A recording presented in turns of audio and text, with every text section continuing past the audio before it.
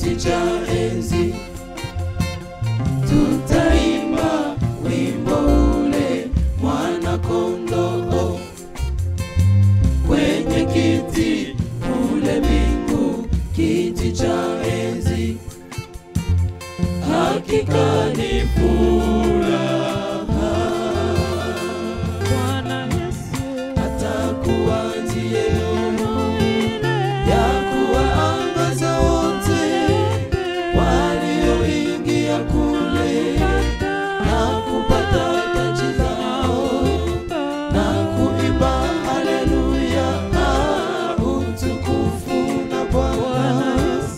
Atakuwa ndiye ya kuwaangaza wote walioingia kule na kupata taji zao na kuimba haleluya, utukufu na Bwana. tayarisha moyo wako hivi sasa, siku ile ikukute utayari. Usije kulalamika kana kwamba hukujua kwamba siku inakuja. Pokea Na sasa pokea wokovu wa Bwana ili uokolewe. Ukutwe tayari na Mwokozi Yesu ili uende naye. Na parapanda ikilia, ukutwe wewe uko tayari. Ukutwe tayari katika kuingia nchi yenye raha. Na sasa pokea wokovu wa Bwana ili uokolewe. Ukutwe tayari na Mwokozi Yesu ili uende naye. Na parapanda ikilia, ukutwe wewe uko tayari. Ukutwe tayari katika kuingia nchi yenye raha.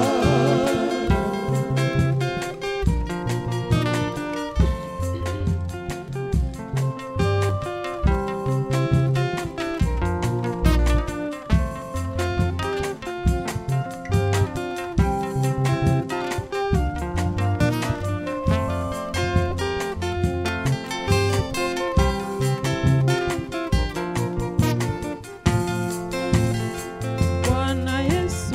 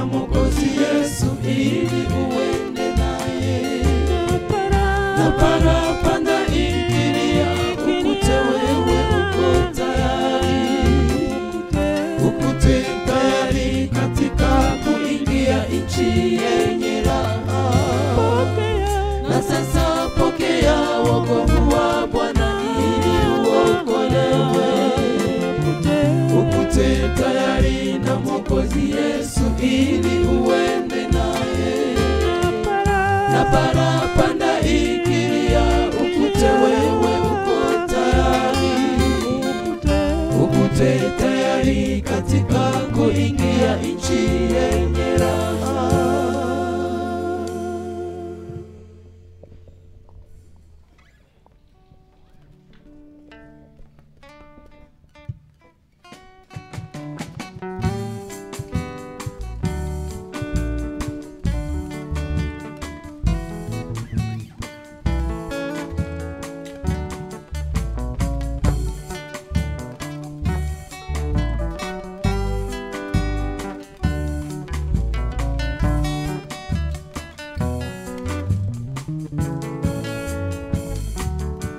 Mbinguni tumeandaliwa mji mwema uliopambwa pambwa bibi arusi, nao wang'ara sana na kumetameta.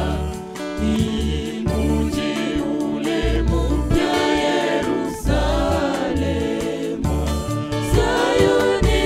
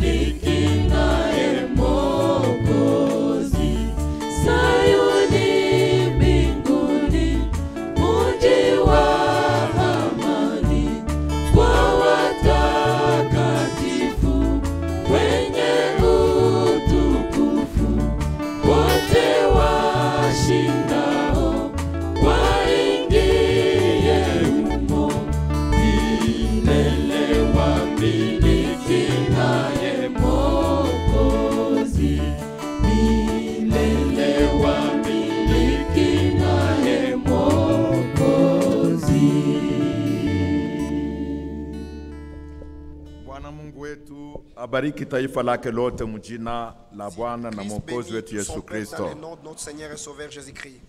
Tunafurahi kwa nyumbani mwa Bwana kwa saa hii.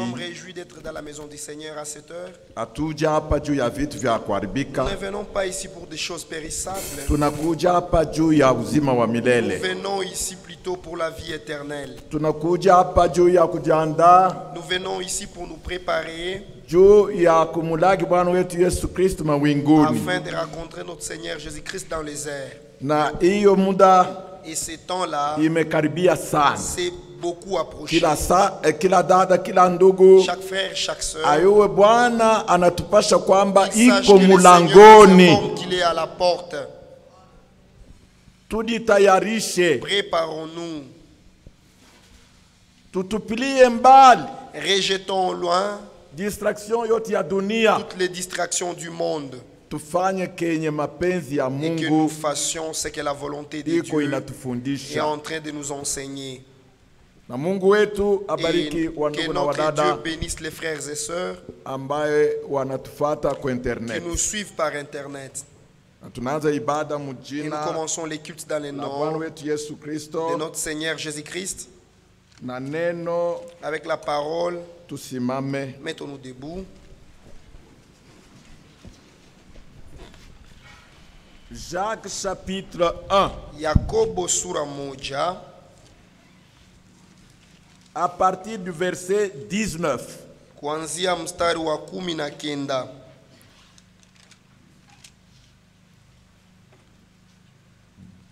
Ainsi donc, mes frères et sœurs bien-aimés, hivi basi ndugu zangu na dada zangu wapenzi, que chacun soit prompt à écouter, kila mmoja wenu awe tayari kwa kusikia, lent à parler, lakini asikuwe kwa kusema haraka, lent à se mettre en colère, asikasirike haraka.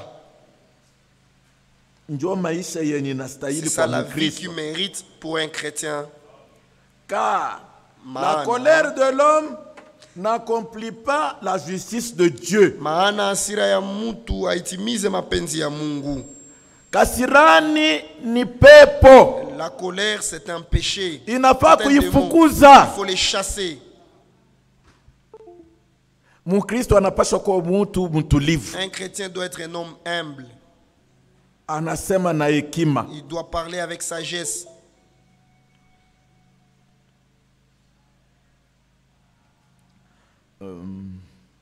Verset 20. C'est pourquoi, verset 20, car la colère de l'homme n'accomplit pas la justice de Dieu. Maana hasira ya mtu haitimize mapenzi ya Mungu. C'est pourquoi, Kwa hiyo basi, rejetez toute souillure et tout débordement dû à la méchanceté et accueillez avec douceur la parole qui a été plantée en vous et qui peut sauver votre âme. amen. Basi wekeni mbali uchafu wote na ubaya na unaozidi na kupokea kwa upole neno lililopandwa ndani yenu linaloweza kuokoa roho zenu. Bwana alitutumia neno. Le Seigneur nous a envoyé la parole. Neno lote lenye kufunuliwa. Toute la parole révélée. Shabani gani? L'objectif c'est quoi? Iyo neno ikuwa ndio maisha yetu. Cette parole devient notre vie. Hatukuja hapa juu ya Nous ne vitu venons vingine. pas ici pour autre chose. Tunakuja hapa juu Nous hii venons neno. ici pour que cette Neno parole, lipate que la parole fasi ndani ya moyo trouve la place dans le cœur na tuiweke katika et que nous la matendo. mettions en pratique. Tuoublier. Que nous puissions Nous ne oublier. sommes plus dans les dénominations. Hatuko tena madhehebu, hapana. Alituita tutoke. Il nous a appelé de sortir. Tuje kwake. Il nous a appelé à sortir, Hapa à venir tuko vers kwake. lui. Ici nous sommes chez lui. Hapa tuko mu Bible. Ici nous sommes dans la Bible. Hatuko munjia tena ya Nous ne kusema sommes plus ntajuwaka Mungu. sur les chemins de dire je connaîtrai Dieu. Ntamuonaka. Je le verrai plus Non, nous tard. sommes déjà chez lui. Tuko tulishakuwa karibuni kwake. Nous sommes déjà chez lui. Tushakuwa tayari Et il nous kwake. parle Na anatuzungumzia pour que nous puissions ili d'abord le craindre, tupate kwanza kumuogopa, mettre en pratique sa parole, kutia neno lake katika aimer matendo, sa parole kupenda neno lake et na kuwa na furaha avoir la joie. juu ya mwito ambaye alituadresse. La joie pour l'appel, l'invitation qu'il nous a lancée. Donc, Verset 21.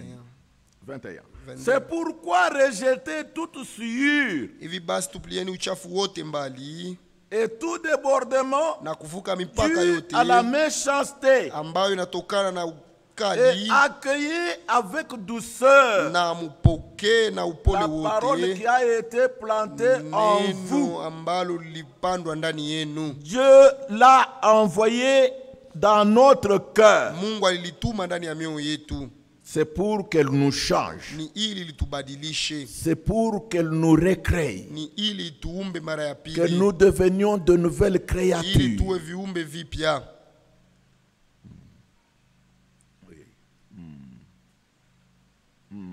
Qui peut sauver votre âme? ambayo inaweza kuokoa nafsi yenu. Mettez en pratique la parole. Mutie neno katika matendo. Amen. Amen. Ni Bwana njoo iko na kuambia na C'est le niko Seigneur qui est iko en na train de te nyambia. dire, qu'il est en train de me dire. Alituma neno juu Il a tuiweke envoyé la en parole pour pratique. que nous la mettions en pratique. Alors tutaona matokeo. Alors nous verrons le résultat. Mettez en pratique la parole. Mutie Et neno ne katika vous- matendo. Et vous ne vous contentez pas de l'écouter Na en vous trompant vous-même par de faux raisonnements. mutie neno katika matendo, wala musifurahie mukijidanganya nyinyi wenyewe kwa mawazo mabaya. En effet, si quelqu'un écoute la parole et ne la met pas en pratique, il ressemble à un homme qui regarde son visage dans un miroir et qui, après s'être observé, s'en va et oublie aussitôt comment il était. Kwa sababu kama mtu akiwa msikiaji wa neno tu wala si mtendaji, mtu huyu ni kama mtu anayetazama uso wake mwenyewe katika kioo. Akikwisha kujitazama anakwenda zake, mara moja anasahau namna alivyokuwa. Mais celui qui a plongé les regards dans la loi parfaite c'est la Sheria parole kamilifu ni de Dieu. neno la Mungu. Dans la loi parfaite, la loi de la liberté, et qui a persévéré, celui qui n'a pas oublié ce qu'il a entendu, mais qui se met au travail, celui-là sera heureux dans son activité. Lakini aliyetazama sheria kamilifu, sheria ya uhuru, na kukaa ndani yake, asiwe mwenye kusikia na anasahau, lakini mwenye kutia katika matendo neno, kuitia katika matendo, mtu huyu atabarikiwa katika kutenda kwake. Amina. Amen. Amen. Tuinamishe vichwa vyetu. Inclinons nos têtes. Baba yetu na Mungu Notre wetu, Père et notre Dieu, tunainua mioyo yetu kwa nous élevons nos kukwasai. cœurs encore une fois devant toi à cette heure. Tuko nyumbani mwako, Nous sommes dans ta maison. tulikuja juu Nous yako, sommes venus pour toi. tulikuja juu Nous sommes tupokee venus neno pour que lako nous la recevions uzima. ta parole de vie. Baba, Père, utukubali agrée-nous mbele ya jina lako tukufu na devant ton takatifu. saint nom et glorieux. Ukubali Mungu wetu, Accepte notre Dieu, mioyo yetu que nos cœurs ikukaribie. s'approchent de toi. Baba yetu na Mungu Notre wetu, Dieu, notre Père, kubali accepte, utusame Baba, accepte de nous pardonner, na Père, ukusanyike pamoja et nasi. réunis-toi avec nous.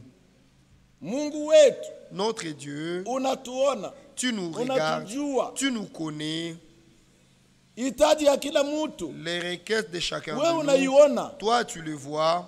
Baba, Père, saidia kila mmoja, aide chacun de nous, kila hitaji ya mtoto wako que chaque requête de tes ipate enfants, jibu ya kutoka chaque kwako, requête de chacun de tes enfants na puisse trouver la ubariki culte résolution venant hii de toi et bénis ces du cultes. début à la Mwanzo fin. hadi mwisho. Père Céleste, Baba wa mbinguni, kubali Baba, accepte unyoroshe Père mkono wa uponyaji, d'étendre la main de guérison, uponye que tu wagonjwa, guérisses le kwa malade, kuwa peple car yako ton peuple inakuamini te kuwa croit comme, mponyaji te reconnaît wa comme magonjwa ya mili les yetu. médecins de nos Ulienda corps. kumsalaba, Tu es parti à la croix, tu uliteseka as souffert juu ya ukombozi wa pour la nafsi zetu rédemption de nos âmes na juu ya et uponyaji pour wa la mili yetu. guérison de nos corps. Baba, Père, Bwana wetu, notre Seigneur, kubali ubariki culte, accepte de bénir ces ubariki cultes. kila mtoto Bénis wako, chacun de tes enfants. ubariki Bénis chombo ambayo le vase que tu vas utiliser, que uipakae tu le oignes, na sisi Baba yetu, et que nous, notre Dieu, utupa entendement que ya tu nous kutoka accordes kwako. l'entendement venant de toi. Utusaidie Aide-nous tusikiapo Baba quand nous écoutons, tushike Père, que nous mettions en na pratique tuweke katika et que nous matendo. vivions cela. Asante, Merci. ni mchina lako C'est dans Yesu ton Kristo nom, Bwana wetu. Jésus-Christ, notre Seigneur. Amen. Amen. Tunawezeka. Nous pouvons nous asseoir. Tupokee salamu za Recevons les mpendwa salutations de wetu notre bien-aimée, dada Alice, la sœur Alice, mke wa ndugu Sylvain l'épouse de frère Sylvain, wa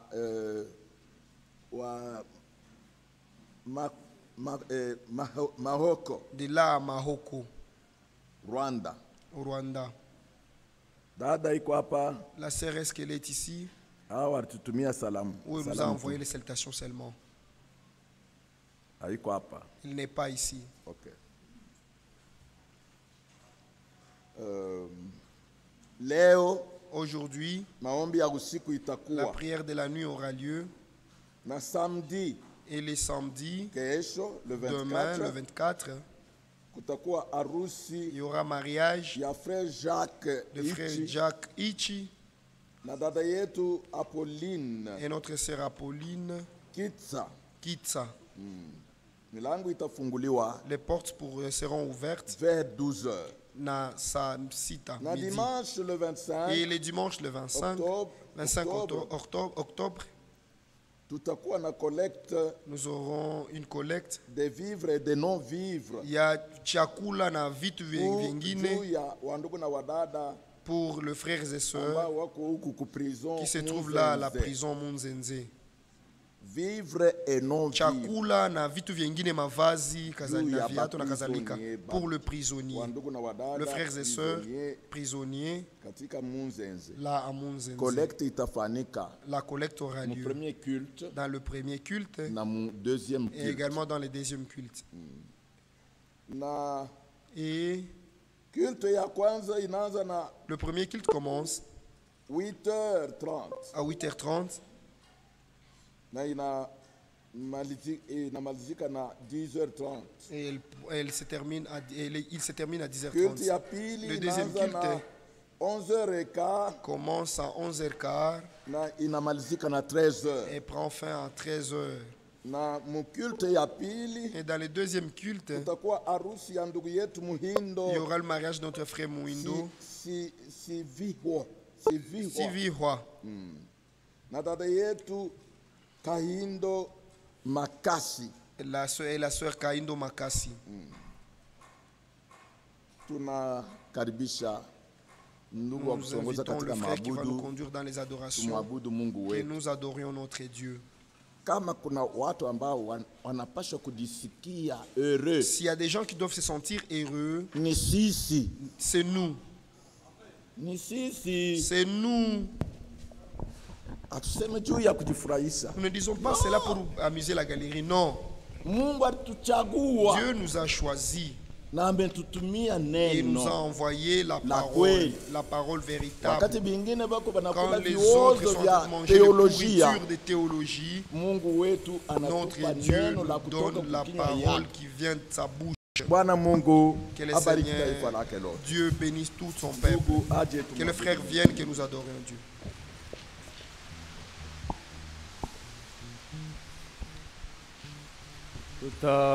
Tutamwabudu Bwana katika jina la Yesu Kristo. Namba 42 mu vitabu vyetu vya Cantique Sélectionné. Numéro 42.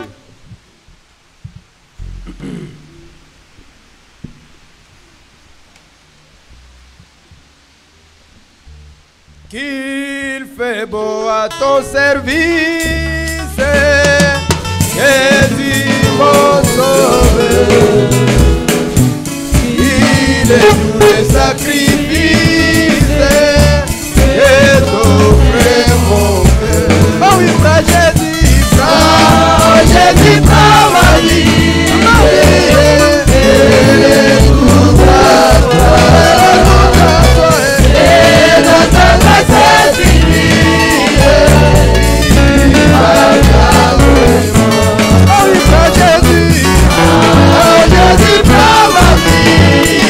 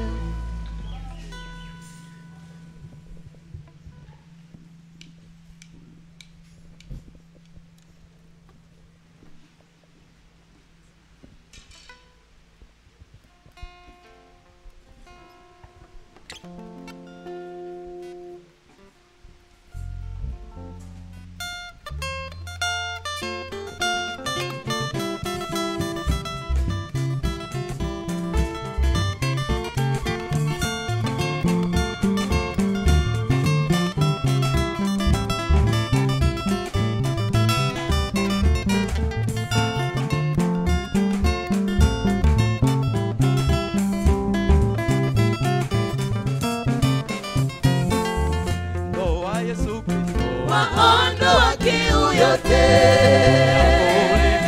na kuishi tofauti. Upendo wa Yesu Kristo Waondoa kiu yote ya ulimwengu na kuishi tofauti. katika pendo la Yesu Twapata usemi moja na kusameheana, na huo upendo wake watufunulia mtoto wa Mungu kuwa bora.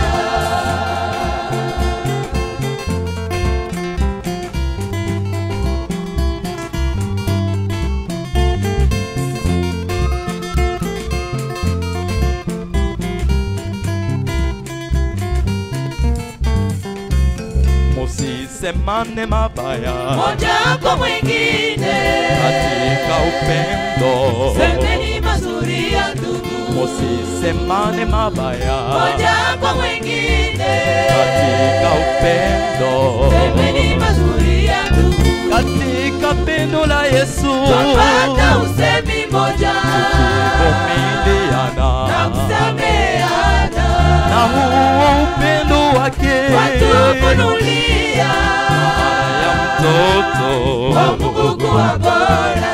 katika pendo la Yesu Twapata usemi moja tukivumiliana na kusameheana, na huo upendo wake watufunulia maana ya mtoto wa Mungu kuwa bora.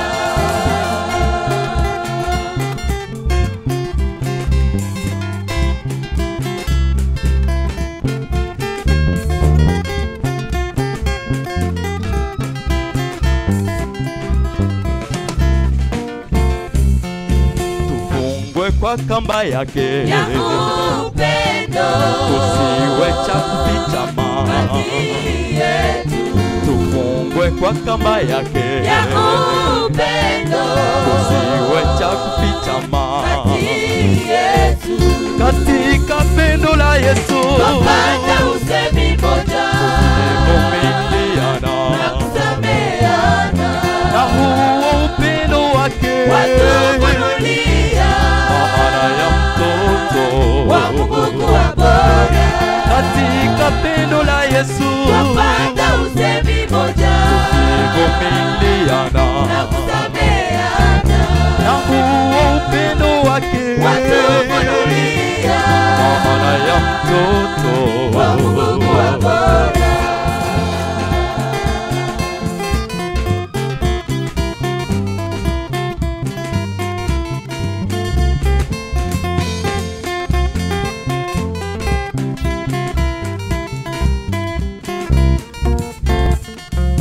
katika pendo la Yesu Twapata usemi moja tukivumiliana na kusameheana, na huo upendo wake watufunulia maana ya mtoto wa Mungu kuwa bora. katika pendo la Yesu Twapata usemi moja tukivumiliana na kusameheana, na huo upendo wake watufunulia maana ya mtoto wa Mungu kuwa bora.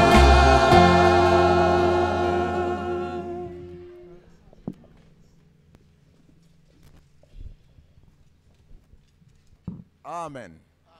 Bwana Mungu wetu apokee mabudu zetu mjina la mkombozi wetu Yesu Kristo. Rédempteur Jésus-Christ, Na tupe furaha ya qui wokovu nous wetu. accorde la joie de notre Dunia salut. tutayachaka. La terre, nous na allons vyote la vilivyomo. laisser et tout ce qui s'y trouve. Tuganye kitu kimoja Gagnons hapa. une seule chose ici, Neno liishi que ndani la yetu parole vive en na nous Roho wa et Kristo que l'Esprit de aishi Christ ndani yetu. habite en nous également. Tunapaswa kuwa na furaha. Nous devons être joyeux. Anasema ça ne Il dépend dit, pas de celui qui veut, haitokani na mwenye ni de anapenda celui qui court. ama mwenye Mais ça anakipiga dépend de mbio, moi qui ai fait le lakini choix. natokana na mimi mwenye nilifaa Huko hapa uchaguzi. juu Tu es ici alikuchaguaka. parce qu'il t'avait choisi. Amen. Na Et apewe sifa. qu'il soit loué. Na jioni hii Ce soir, atukabulie chakula ya qu'il nous jioni partage kupitia mtumishi wake ndugu au yetu. travers de serviteur, notre Samson. frère Samson. Karibu. Bienvenue, frère.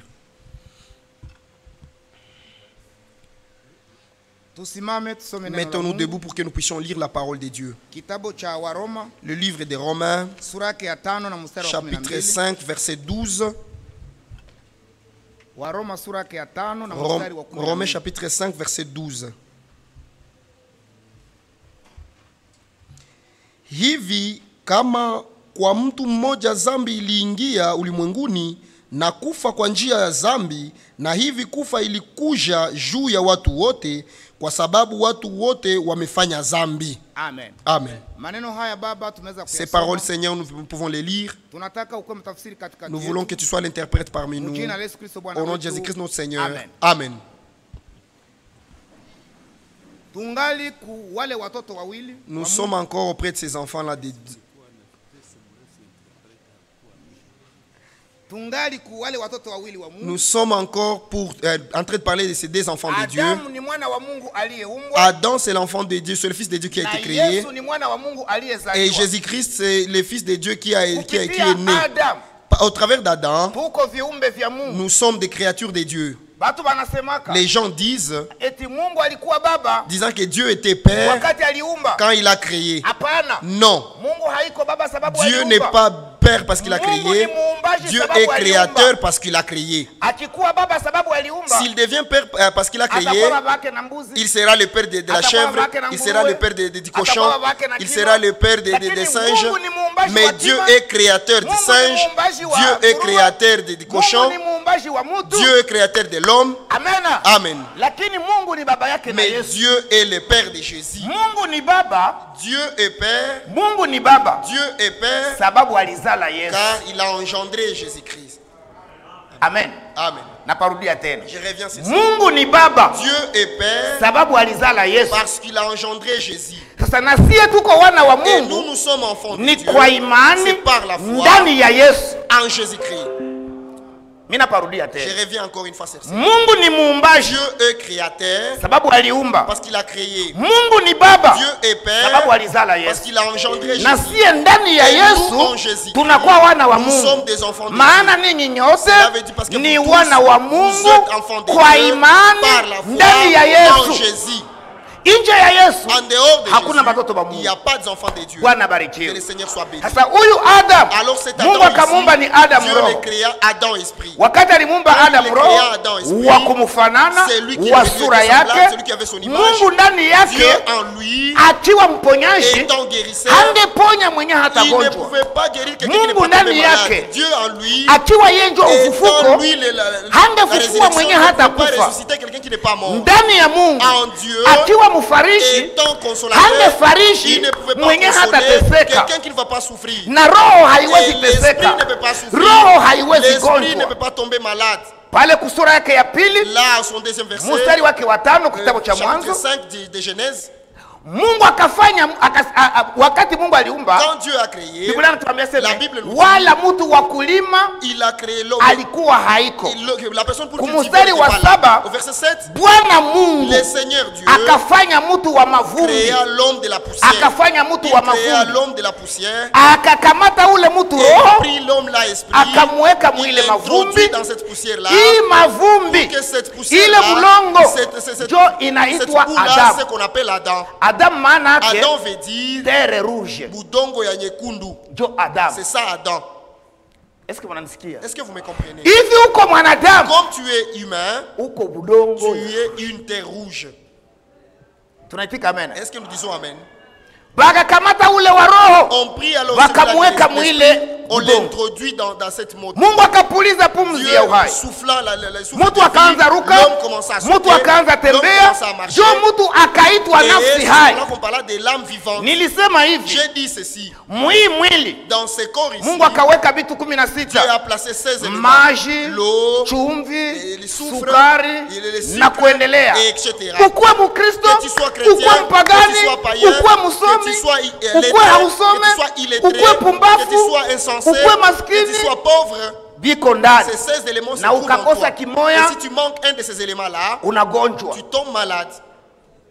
Tunaitika amen. Est-ce que nous disons amen? Ndani yako En toi, vile vitu 16 ces éléments vinazala kunuka, donnent naissance à la vinazala puanteur, kuoza, donnent naissance à la pourriture, vinazala donnent kuzeheka, naissance à la vieillesse, vinazala kufa. donnent naissance à la mort. Uzee haiko La mgonjwa, vieillesse n'est pas une maladie. uzee buko La mudamu. vieillesse se trouve dans l'homme. Jinsi À unakomala, force que tu es jinsi grandi, siku ziko à force zinapita, que les jours passent, na njo vile c'est de la globule même ziko sorte que les zinachoka. globules sont en train de se fatiguer, Unaona gari et tu vas voir un véhicule. wakati imekawia, Quand le véhicule a déjà fait ukataka longtemps, uiuzie epave ya même si tu mpya, achetais une nouvelle épave, ukataka uiuzie motere ya mpya, hivi imekawia, utauza motere ya mpya, watakwambia sema na fulani nazo zimeharibika. Utauza hivi na hiki nayo kimeharibika. Inaonesha hatua iliisha zeheka. Jo, kwa maana utakutana na prisi mzee Mungu unakuya na magonjwa. Mungu atusaidie. Wa kuheshimiwa ni Mungu yeye pekee. Mnanisikia? Est-ce que vous m'écoutez? Ile mwili, Ce même corps-là, Mungu akaweka Dieu vita, plaça la guerre, anaweka njaa. il a placé la famine. Njala haiko La dhambi. famine n'est pas un péché. Kama hauna njala Si tu n'as unagonjwa. pas faim, donc c'est que tu es malade. Kama hauna njala Si tu ne unagonjwa. tombes pas Uende kwa à famine, mganga c'est que uuze tu es malade, ma-appétit va à plus. l'hôpital pour chercher des super appétits. Amapetit plus Des na appétits gonjwa. plus. Kama hauna kiu, Si tu n'as pas de soif, siseme kiu ya pombe. je n'ai pas dit la soif de l'alcool. kiu ya pombe. Je ne parle pas de la soif de Mais l'alcool. kama hauna Mais kiu, si toi tu n'as pas soif unagonjwa. d'eau, c'est que tu es malade. Tunaitika amen. Est-ce que nous disons amen? Kama hausinzi Si yake, toi tu ne sommeilles pas, uko tu mgonjwa. es aussi malade. Hauna tamaa. Si tu n'as pas de Uko désir mgonjwa. charnel, tu es malade. Vile vitu vine, Ces 4 éléments-là, Mungu alivikamata Dieu akaviweka les a mwili. placés dans ce corps ici. Mwili. Dans ce Ndio corps maana ici. Paulo Voilà anatuambia pourquoi Paul nous dit, kuko vita, il y a un vita combat, kabambi il y a une grande kati ya entre roho l'esprit na et mwili. le corps. Tamaa Les désirs, ndani ya mwili, les désirs dans le njaa corps, la famine ndani ya dans mwili, le corps, kusinzia le sommeil ndani ya dans le mwili, corps, kiu la soif ndani ya toujours mwili dans le corps, na roho et l'esprit iko ndani ya se mwili. trouve aussi dans le corps. Amen. Amen. Sasa wale wawili Alors ces deux-là, wanapigana.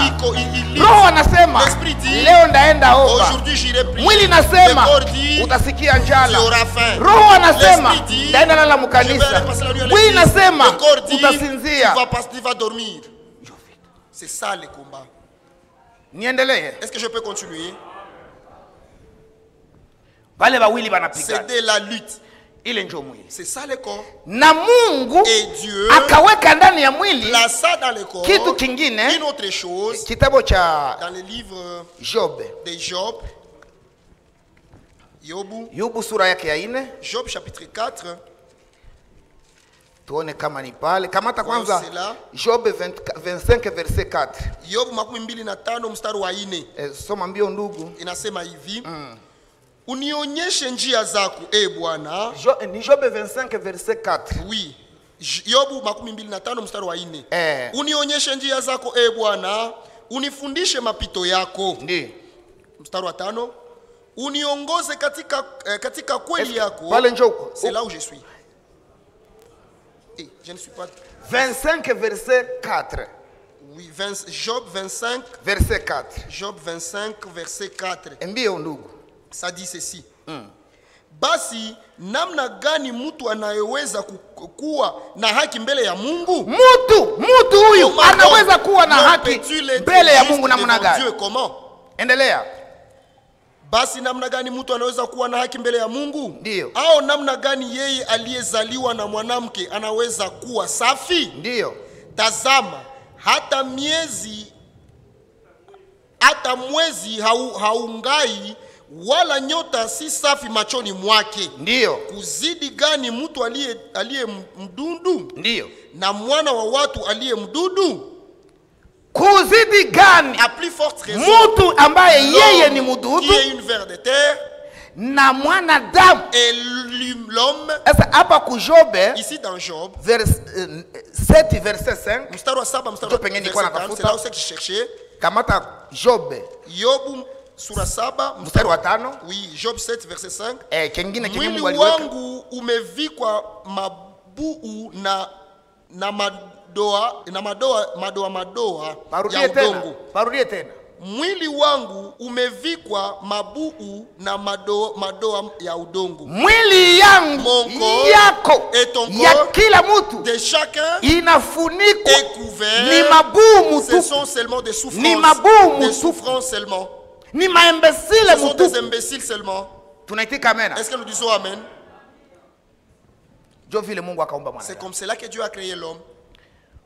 Adamu wakati alikuwa ndani ya Quand roho Adam était en esprit, hangegonjwa, il ne pouvait pas tomber malade, hangeteseka, il ne pouvait pas souffrir, hangeumia. il ne pouvait pas être Adamu blessé. sana toka ndani ya Quand roho, Adam est sorti banamweka de ndani ya l'esprit, on mwili, le place dans les njo corps. hii mambo C'est inampata. maintenant que ces choses commencent à les suivre. Kisha Mungu Et après Dieu akatosha mumbavu a zake. tiré des côtes Wakati d'Adam. Adamu alikuwa angali roho, Quand Adam était encore esprit, Eva alikuwa ndani Ève yake. était en lui. Eva amepatikana Ève a été trouvée. ni wakati Adamu C'est amekuwa quand mwili. Adam est devenu Njo kwa maana une chair vivante. mariage haiko ya Le kiroho, mariage n'est pas spirituel, mariage ni ya le kimwili, mariage est plutôt charnel. lakini yenyewe inapaswa ichungwe na neno. Mais le mariage charnel doit être protégé par la parole. Bwana Que barikiwe. le Seigneur soit béni. Wakati Eva wanamleta, Quand on amène Ève, Adamu akasema Adam dit, huyu ni nyama ya nyama celui-ci c'est la chair de ma chair na mfupa wa et mifupa. l'os de mes os. Mnajua ile Vous andiko, connaissez cette écriture. ataitwa mwanamke Elle sera appelée sababu femme ametoshwa ndani ya parce qu'elle a mwanamke. été tirée de l'homme. Siku fulani Quelques jours après, Eva anakutana na nyoka. Ève se rencontre avec Nyoka anadanganya ne Eva. serait pas séduit. Eva anapelekea Adamu. Ève va chez Adamu na Eva wanakula. Adam et Ève consomment. Macho Les inafunguliwa, yeux furent ouverts. banajikutana Ils kwa se kuchi, retrouvent nus banakimbia. et ils ont fui. Wakati balikimbia, Quand ils ont fui, Mungu akakuwa sasa mwenyewe Dieu anatoka mbali. étant comme s'il sortait de très loin. Mungu anaita Dieu appela Adam. Adam. Adamu hasikii. Adam n'écoute Adamu pas. alikuwa anasikia anajificha. Adam écoute, il se cache. Adamu anajificha. Adam se cache. Adam. Basi anasema nikufe Et itika. il dit, laisse-moi seulement accepter. Adamu anakuya. Adam vient. Mungu akaanza ambia nyoka, Dieu commença à dire au nyoka, serpent, kwa sababu umesikia, serpent, kwa parce sababu umefanya que hivi, tu as fait cela, umelaaniwa tu es kuliko nyama maudit zote. parmi tous les animaux. Mikono Et ikakatika, les bras se sont miguu découpés, ikakatika, les pieds également kinywa découpés, ikakuwa hivi. la bouche a été Nyoka aplatie, akakuwa le anamuchia, serpent était alikuwa devenu anasema zingine allongé. na nyoka On alishakimbia. parlait des autres alors que Eva c'était déjà anabakia parti. anasema basi luangu Et unakuya. Ève restait là disant, c'est Mungu pour akaambia maintenant. Eva, Dieu dit à Ève, kwa sababu umesikia parce que nyoka, tu as écouté la voix du serpent, utazala kwa tu buchungu, enfanteras par la douleur, mwanaume atakutawala, l'homme te na dominera kutaka kwako et kutakuwa ton désir se juu ya mume tournera wako. vers ton mari.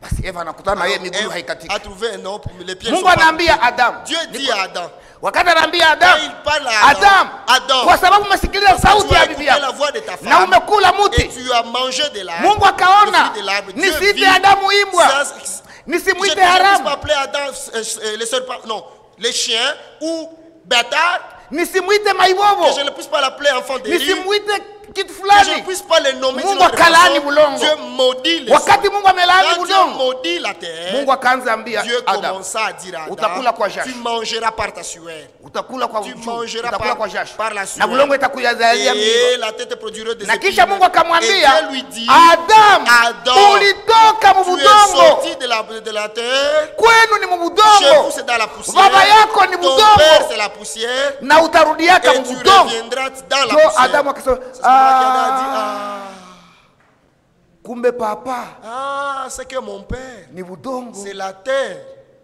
Bwana Que saidie. le Seigneur nous vienne en aide.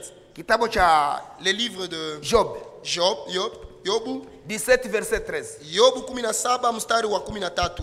Adamu alikuwa ajua baba yake, Adam ne connaissait pas alikuwa son ajua père. penye alitoka. Il ne connaissait pas là où il était Wakati sorti. alifanya zambi, Mais quand il a zambi commis le ndio péché, ilionyesha c'est Adamu le penye péché qui a montré alitokaka. Adam là où il était Sababu venu. alifanya Parce zambi, qu'il a ndio commis le akajua, péché, c'est là qu'il a su, kumbe kwetu ni c'est kule. que chez nous c'est là-bas. Soma ndugu. Yobu 17 mstari wa 13 nasema hivi. Ndio. Kama nikitafuta Hadeze kuwa nyumba yangu, Kama ningalitafuta kuzimu si njoo je ikuwe pouvais nyumba yangu. chercher l'enfer pour être ma maison, Endelea ndugu. kama nikiwa nimetandika kitanda changu gizani, Ndio. kama nikiwa nimeliambia shimo, Kama nakuwa nimeambia shimo si wala je niambia dis à un trou kaburi, ou à la tombe, nikuwe niambie que je kaburi. dise à la tombe, wewe ni baba yangu. Nani njoo papa? Qui est papa? C'est la tombe. Papa ni nani? Papa c'est qui? C'est Kaburi. la tombe. Na mdudu, wewe ni mama yangu. Adamu anamwambia On dit à baba Adam, yako Adamu ni Ton père kaburi. Adam, c'est la tombe. Wadada yako ni ile Tes sœurs, kuu. ce sont des vers de terre. Mungu Que atusaidie. Dieu nous vienne en aide. Wakati Adamu amefanya dhambi, Quand Adam a commis le péché, nilisema ile siku pengine j'ai dit ce jour-là, ilishia là où je m'étais arrêté, kukakuwa shimo il kabambi y eut un grand kati trou ya mwanadamu entre l'homme na Mungu. et Dieu. Nani akaribie Mungu? Qui va s'approcher de Nani Dieu? tena Qui afike kwa encore pourra Mungu? venir chez Dieu? Nani Qui tena akuwe na encore uhusiano puisse na avoir la Mungu? relation avec Dieu, la communion avec Dieu? Bwana Que tusaidie. Dieu nous vienne en aide. Kukakuwa shimo ya Il y eut kabambi. un grand trou. Huyu ni mtu Il y eut l'abîme, ça celui-ci, ici c'est l'homme, na huyu ni Mungu. et ici c'est Dieu. Hakuna mwenye alikuwa na uwezo ya Il n'y kuruka a hii shimo. personne qui pouvait sauter. Ilikuwa ni shimo Cet abîme, ndefu c'était un grand tena trou qui kabambi. n'avait pas Hakuna mtu il ambaye y a angeweza personne qui pouvait kuiruka. le sauter. Nilisema hivi, J'ai dit ceci. wakati Abel Quand Abel anakufa, est mort, shimo ikamubeba. le trou là l'a amené. Adamu naye shimo Adam également, ikamubeba. il est tombé dans ce trou-là. Noa shimo ikamubeba. Mais même Noé à sa mort, il est Abraham, passé shimo par là. ikamubeba. Abraham est passé par là. Isake shimo Isaac, la ikamubeba. même chose. Yakobo shimo Jacob, ikamubeba. la même chose. Shadraka, Meshaki na Shadrach, Abednego Meshach, shimo Abednego, ikamubeba. également, ils sont passés par là. Waelisha Les Élisées, na kuendelea et wale en manabii continuant wote tous les prophètes mpaka Yohana Jusqu'au Mbatizaji Jean-Baptiste. hata alibatiza Jusqu'à Yesu, Jean-Baptiste. Même s'il a baptisé akaambia Jésus, batu, il a dit aux tazama gens, mwana kondoo wa voici Mungu l'agneau de Dieu anayeondoa qui dhambi za ôte les dunia. péchés du monde. Wakati Herode alikata Quand Yohana Hérode kichwa, avait coupé la tête de anaruka, Jean, shimo il est inamubeba. sauté, le trou Nani l'a atapona amené. hii Qui shimo échappera à cet abîme? ambayo Cet imechimbwa abîme qui a été sababu ya creusé dhambi ya à Adamu? cause du péché Ndio d'Adam. maana Biblia Voilà imetuambia pourquoi hivi, la Bible nous dit ceci. kupitia kosa la mtu À moya, partir de la faute d'un kosa la mtu moya, l'iniquité d'une watu personne, yote tous wamehesabiwa les dhambi morts sont comptés comme des na péchés. kufa iko Et nyuma la yao mort fait cours juu ya derrière kosa eux ya huyu mtu à moya cause Adamu. de la Bwana faute d'une tusaidie. personne. Que Dieu nous vienne en aide. Hivi uko mwanadamu, Comme tu es humain, hivi uko mwanadamu, comme tu es humain, uko mwenye makosa, tu es fautif, uko mwenye dhambi. tu es un Kuna pécheur. kwaka usemi il y a un langage enye batu wanasemaka, dont les gens ont tendance, ont l'habitude de aseme dire, ule mtu disant que cet homme-là, hata haendake même mukanisa, s'il ne parle pas à l'église, atuka haendake il mukanisa, n'entre pas à l'église, hana là-bas, ta kanisa il yoyote, n'a pas d'église, lakini ni Mukristo, il est chrétien, anapanaka, il donne, anashitoleaka watu, il se sacrifie pour anasemaka les gens, bien, il parle très bien avec les gens, anasemaka bien, il est aimable, anapanaka, il donne, anashitoleaka il se watu, sacrifie pour les lakini gens, ni mais il est mpagani, païen, juu ni parce mwanadamu. qu'il est humain. Mungu anaangalia kitu Dieu cha sait bien, qu'il voit la bonne chose. Amena. Amen. haangalie kwa mwanadamu Il kitu ne cha bien. regarde pas chez l'homme une bonne Hapana. chose. Non. Sie bote Nous tous, tunahesabiwa nous dhambi sommes comptés juu comme des pécheurs tulizaliwa parce que nous muzambi. sommes nés dans le péché. Kamata kitabu cha Zaburi Psaume, oui, Zaburi, 51, Psaume 51. Kiswahili ni mstari wa 5, En Swahili, c'est le verset 5. hein. Kifransa ni mstari wa 7. Verset 5 en Swahili. Tusomee ndugu, Tazama, niliumbwa katika hali ya uovu. kila mtu asikie hii andiko. Que chacun écoute cette écriture. Sikia musikie hii andiko. Écoutez cette écriture. Tazama niliumbwa katika hali ya Voici, uovu, j'ai été conçu dans l'iniquité. Tazama niliumbwa kati hali ya uovu, na katika makosa mama yangu alichukua mimba yangu. munisikie, parudie tena. Tazama niliumbwa katika hali ya uovu. Uliumbwa mu hali ya Tu es uovu, créé dans l'iniquité, na katika makosa katika makosa, et dans l'iniquité mama yangu alichukua mimba yangu. mama yako, Ta maman, mama yangu, ma mère, kuchukua mimba yake ni mumakosa. concevoir sa grossesse, c'est dans Tunaitika amena. l'iniquité. Est-ce que nous disons amen? Jua kwa maana unazaliwaka, Tu nais, unazaliwa tu nais na uko mwenye dhambi. étant pécheur. Tunaitika amen. Est-ce que nous disons amen? Unazaliwa Tu nais na uko mwenye étant dhambi. pécheur. Hauibake, Tu ne voles pas, haugombanake, tu ne te hautongozake, tu ne dragues pas. lakini uko Mais mwanadamu. tu es humain. Odepare kwanza uko Au mwenye dhambi. départ, tu es pécheur. Nani atatuponesha Qui dhambi? pourra nous Nani épargner du atatuponesha péché? hii maisha Qui pourra nous sauver de kusudi cette turuke hii vie? Pour que shimo? nous sautions Nani cet abîme? ataruka hii Qui shimo pourra sauter cet na ni abîme? mwenye dhambi? Et étant Nani pécheur, ataruka hii qui shimo pourra sauter na cet iko na abîme? sura ya Adamu? Ayant l'image d'Adam. Nani? Qui? Tumezaliwa kwanza mu makosa. Nous sommes nés dans le péché. Mama alichukua mimba mu makosa. Nos mamans ont conçu nos Na grossesses dans tunazaliwa l'iniquité et nous batu ya naissons makosa. étant des pécheurs. Tunazaliwa Nous batu ya naissons dhambi. des pécheurs. Bwana tusaidie. Que le Seigneur nous vienne en aide. Bwana tusaidie. Que le Seigneur nous vienne en aide. bote Adamu ametuushisha. Nous tous, nous avons été vendus Juu par tuko Adam. wanadamu. Parce que nous sommes Biblia des ilituambia humains. La hivi. Bible nous a dit, Sawa vile tulichukua sura ya ule wa comme nous udongo, avons revêtu inaomba l'image kuchukua tena terrestre, sura ya ule wa nous devons mbinguni. revêtir également l'image du céleste. Amen. Amen. Hivi tulichukua sura ya ule wa De udongo. la même manière que nous avons revêtu l'image du Kuchukua sura ya ule wa udongo, revêtir l'image du tulichukua terrestre, kupitia papa na nous l'avons mama. revêti à partir de papa et maman. Unazaliwa, Tu nais, unakuwa muhutu, tu deviens unazaliwa, un Hutu, unakuwa tu muhunde, nais, tu deviens unazaliwa, un Hunde, unakuwa tu nais, muharabu, tu deviens un arabe, unazaliwa, tu nais, unakuwa tu munande, deviens nande, unazaliwa, tu nais, unakuwa hii. tu deviens de cette tribu. Ile kuzaliwa Le fait de vile naître comme tuliitosha cela, kwa nous wazazi, l'avons tiré de nos parents, tuliitosha kwa nous l'avons Adamu. tiré d'Adam. Ndio kwa maana C'est tunaitwa pourquoi wanadamu. nous sommes appelés des humains. Aba banakuwa na tabia yabo, Ces gens ont leur aba caractère, tabia yabo, ceux-là leur caractère, aba kutime yabo, les gens ont aba leur kutime coutume, yabo. les autres même. Inaomba tena Il faut que kuzaliwa. nous naissions de nouveau. Haleluya. Amen. Inaomba tena Il faut kuzaliwa que nous naissions encore mara ya une fois. kwanza. Pour naître la première fois. Kuzaliwa mara ya kwanza. La naissance pour la première Ulizaliwa fois. na papa Tu es né de papa na mama. et maman. Ukazaliwa. Tu es né. Ukashikutana huko kudunia. retrouvé sur la Ndio terre. kwa maana huko wa Voilà dunia. pourquoi tu es Na terrestre. unakulaka vya Et tu dunia. manges les choses du Na monde. unagonjwaka Et juu tu huko wa tombes malade dunia. parce que tu es Na terrestre. utakufa juu Tu huko wa mourras dunia. parce que tu es terrestre. Inakubidi tena uzaliwe. Il te faut Bwana naître encore une fois. barikiwe. Que le Seigneur soit béni. Mara ya kwanza Pour la première kusudi fois, uzaliwe. pour que tu naisses, Mara ya kwanza pour la première fois pour que tu naisses, kusudi uzaliwe pour que tu naisses, ni papa na c'est mama. papa et maman Njo ukazaliwa. et qui se sont rencontrés. Na ukapokea tabia za tu as jamaa, reçu le caractère de la tabia famille, za le kikabila, caractère de votre tribu, tabia za le kwenu. caractère de chez vous. Inakubidi tena Il te faut uzaliwe. encore une fois naître. Inakubidi tena Il te uzaliwe. faut renaître. Bwana Que le barikiwe. Seigneur soit béni. Kitabu cha Yohana Le livre de Jean, sura yake ya kwanza Jean chapitre na 1er, mstari wake wa 10. Jean chapitre 1 verset 10 inasemeka hivi. Ndiyo. Yohana sura 1 mstari wa 10, alikuwa ulimwenguni na ulimwengu ulifanywa naye. Mungu alikuwa ulimwenguni Dieu était sur la ndani ya terre. Yesu na ulimwengu en Yesu Jésus-Christ, alimfanya. et le monde c'est lui qui l'a créé. Endelea. Alikuwa ulimwenguni na ulimwengu ulifanywa naye na ulimwengu haukumtambua. Ulimwengu Le haukumtambua. monde l'a pas reconnu. Endelea. Alikuja kwake nao walio wake hawakumpokea. Ndiyo. Lakini wote ambao waliompokea, Wote wenye walipokea tous ceux huyu qui ont Yesu. reçu ce Jésus, Endelea. aliwapa uwezo wa kuwa watoto wa Mungu. Ndiyo. Ndio wale walioamini jina lake.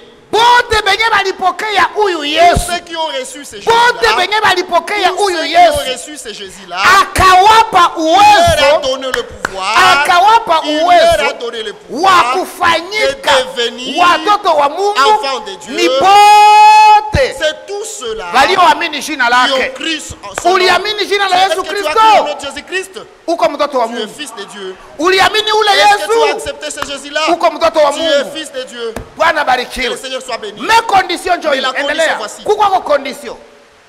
Waliozaliwa si Aba. kwa damu wala si kwa mapenzi ya mwili Ndiyo. wala si kwa mapenzi ya mtu, Ndiyo. lakini kwa Mungu. Condition njo hii. Voici la condition. Kusudi ukuwe mtoto Pour wa que tu Mungu sois enfant de ni Dieu, kuzaliwa, il te faut hapana kwa naître mapenzi ya Mungu. pas de la volonté des hommes. O ile kanisa inakuwa Oh, kanisa hapa cette kwetu. église, c'est l'église des gens de chez nous. Unakutana Tu trouves mumugini dans un milieu, dans un village, banande batakuwa na les kanisa yabo, Nandes auront leur église, bahunde banakuwa na les kanisa Hunde yabo, ont la leur, bahutu les banakuwa na Hutus kanisa ont la yabo, leur, barega nabo banakuwa na les kanisa Rega yabo. même.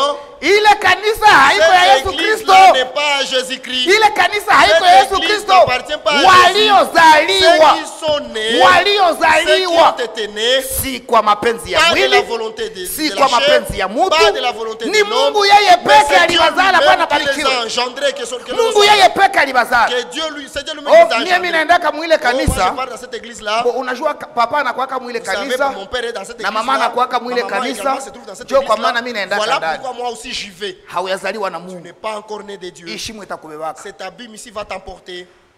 Ombo mie mwile kanisa. Moi, dans cette église-là, Unajua bwanangu anaendaka je connaissais ndani mon mari entre na là-bas. kusudi nichunge Et bunyumba. puis, je ne voudrais pas, pour garder Inaomba na mon mimi nende foyer, mwile il faut que kanisa. j'entre également dans cette Hauyazaliwa na église-là. Mungu. Tu n'es pas encore né de Dieu. Wanakuambia On te dit, wafrere wanapendanaka sana. les frères s'aiment Sasa unaona vraiment. alors tu hivi vois, ule chef njoo, ule chef ni frère, comme ton chef là au travail, na il est wewe frère, ukakuwa frère, toi aussi devenez utapata frère, kazi. tu auras un Mimi bon travail. nakwambia hii shimo Frère, hotaipona. cet abîme, tu ne vas pas Tuogope hii shimo. échapper. Tu ne vas pas échapper. Tunakubaliana?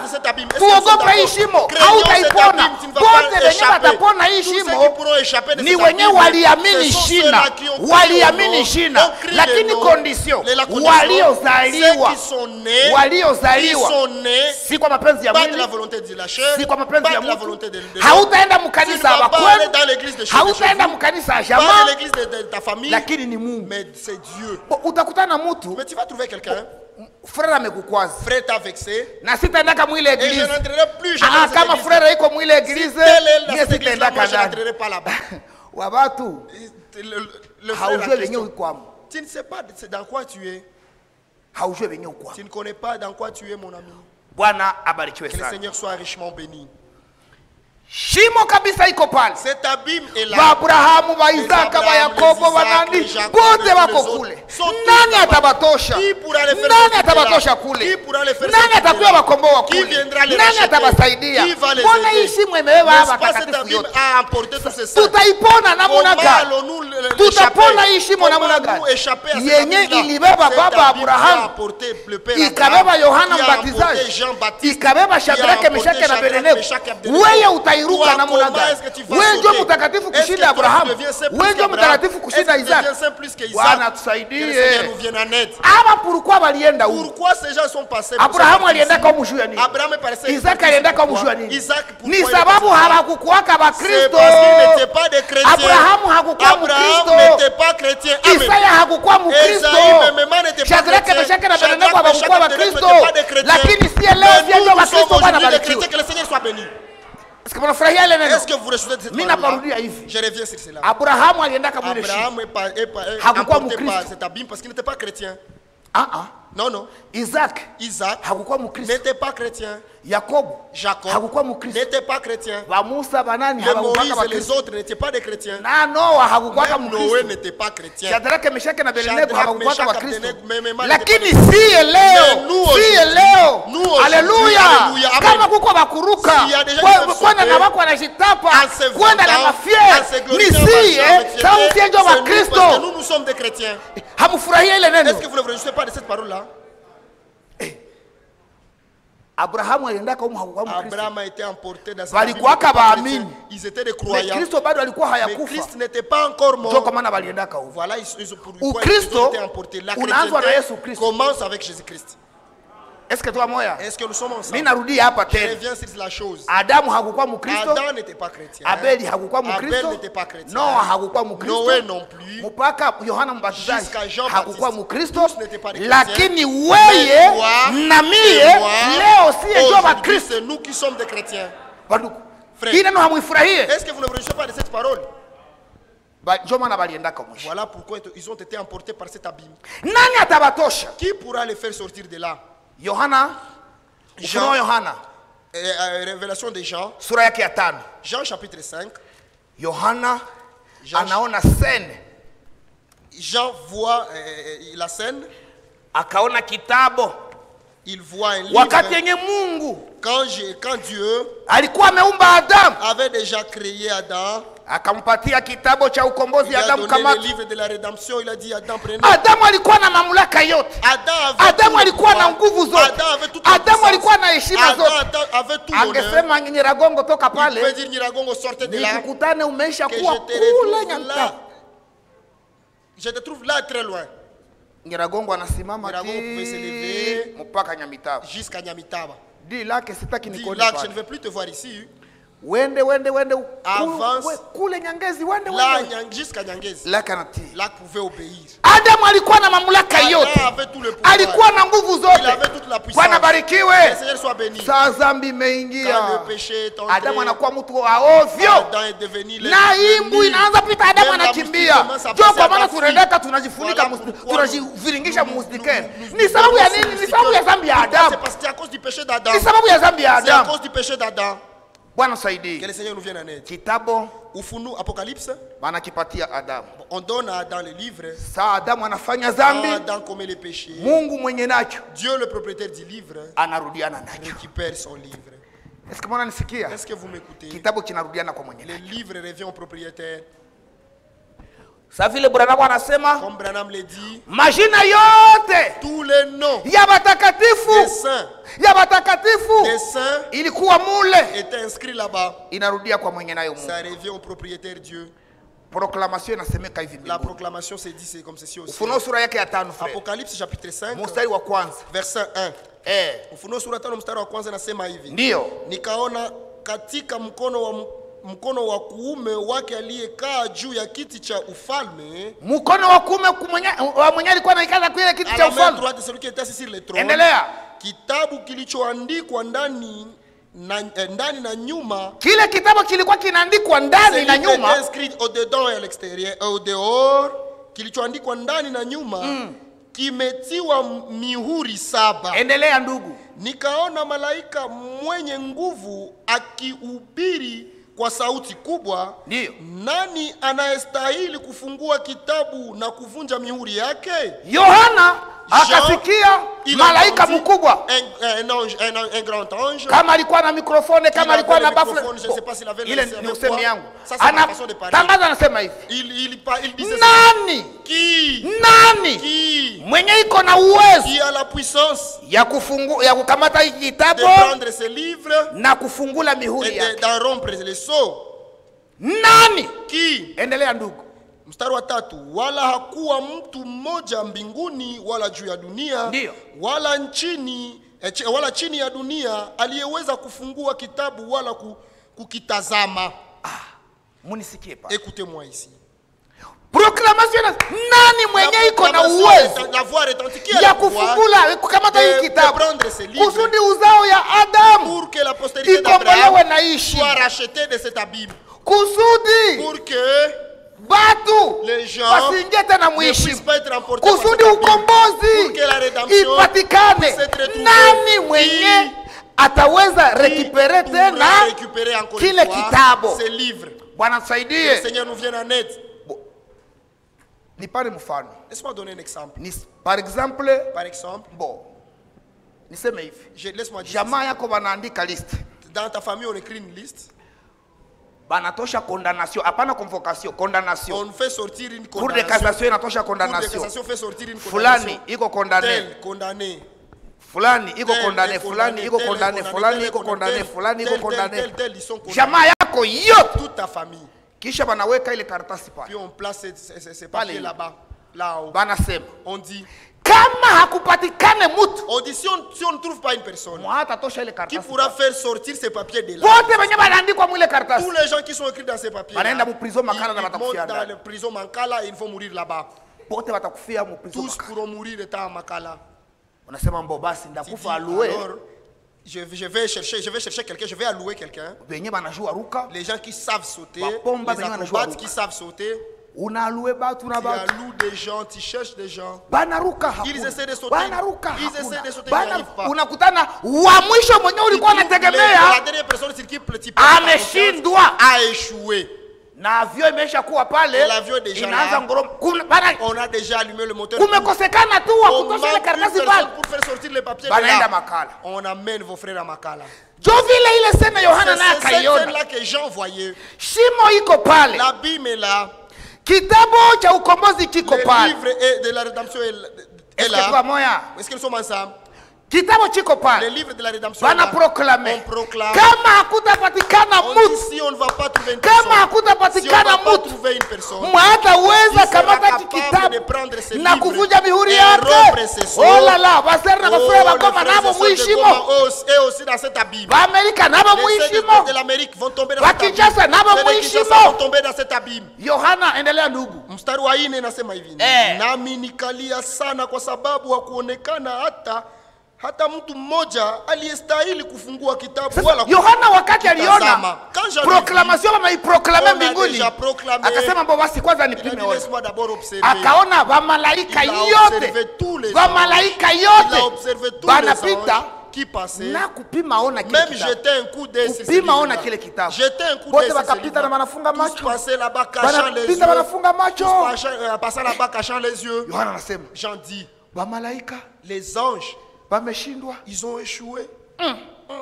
Les anges ont échoué. Peut-être le vieillard, le 24 vieillard. Et aussi rien. Tous les cieux, il n'y a personne. Laisse-moi voir peut-être sur la terre. Les prophètes, les rois, il n'y a personne qui mérite. Qui pourra réussir. Même sur la terre, il n'y a personne. Les gens commencent à crier. C'est ma mort maintenant. Les frères n'étaient pas aussi partis dans l'abîme. Les sœurs aussi partent dans l'abîme. C'est des Massissi, des Rubaya, de l'Amérique et partout. Ishimo nayo inafungula kinywa, kumekosekana, nabo mimi nababeba. Mungu asaidie. Mungu asaidie. Dieu nous vienne en aide. Endelea ndugu.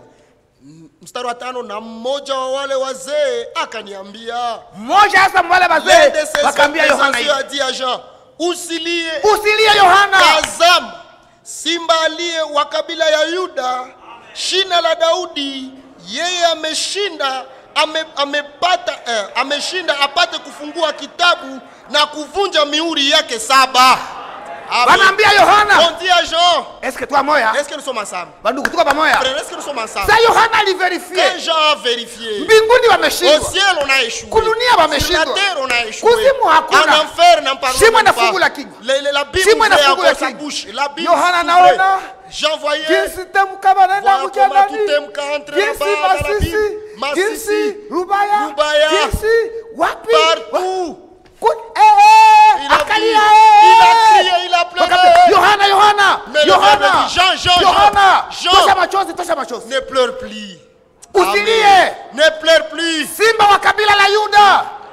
Amen. Ameshinda. Il a vaincu. Tena apate kushinda. Il vaincu. Bwana barikiwe. Encore une fois qu'il soit loué. Yohana na vérifie. Jean regarde. Endelea ndugu. Nikaona natazama katikati ya kiti cha ufalme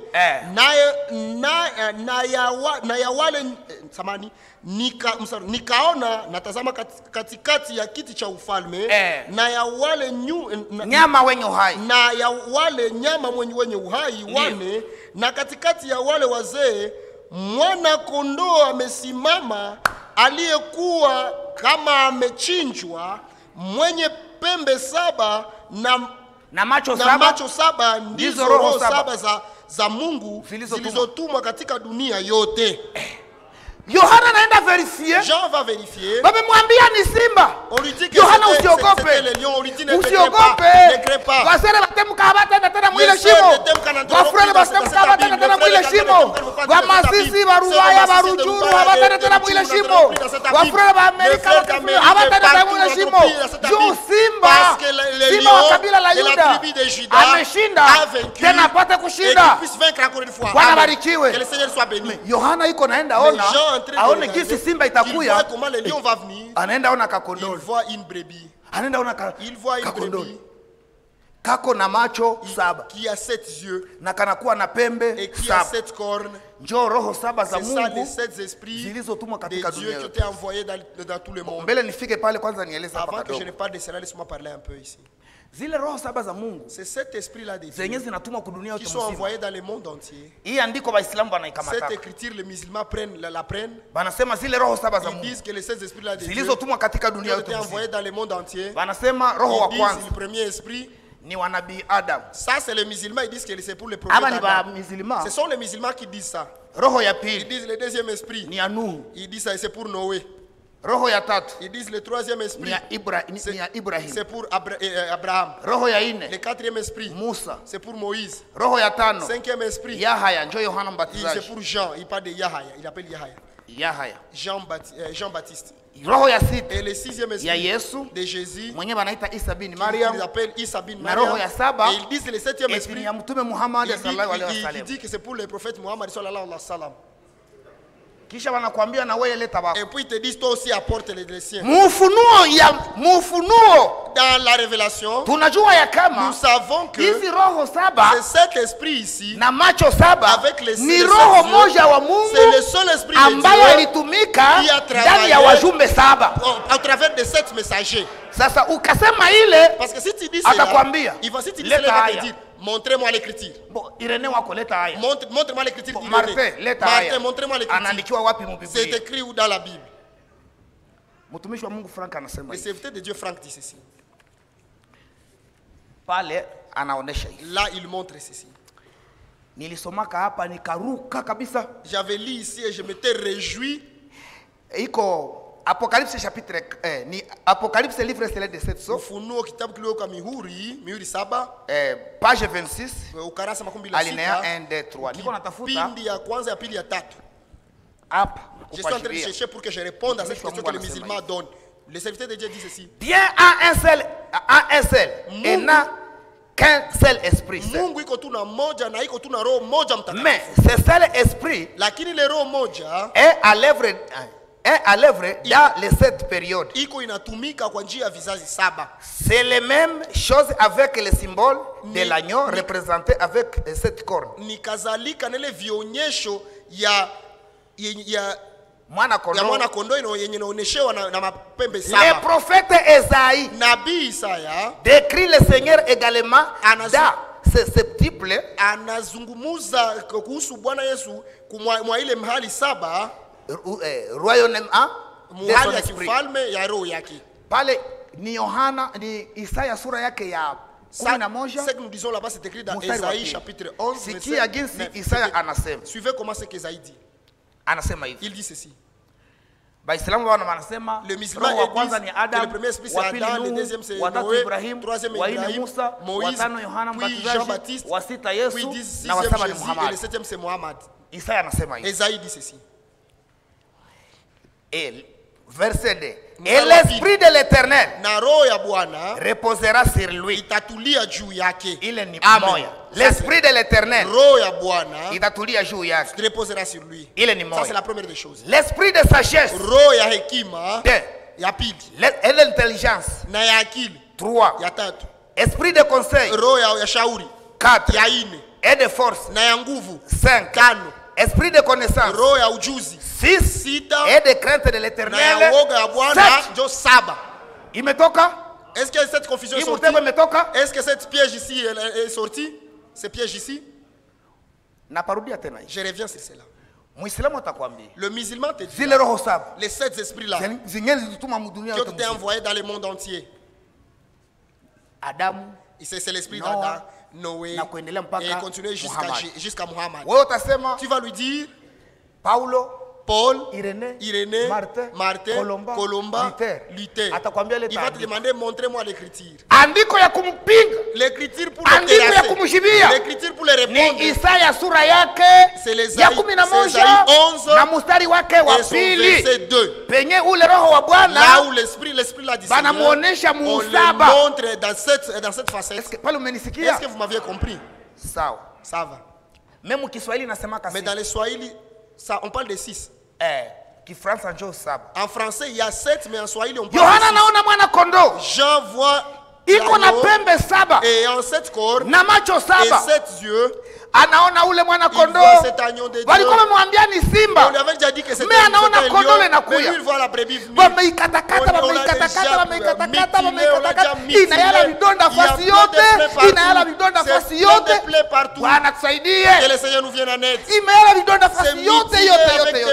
Yohana anaona labda kanakufa, anaona kanasimama, wamekatakata. Bwana barikiwe. Ile kondolo wakati Yohana anasema, Yesu anasema nilikuwa nimekufa na mimi niko hai milele na milele. Kondolo wameikatakata, damu iko naruka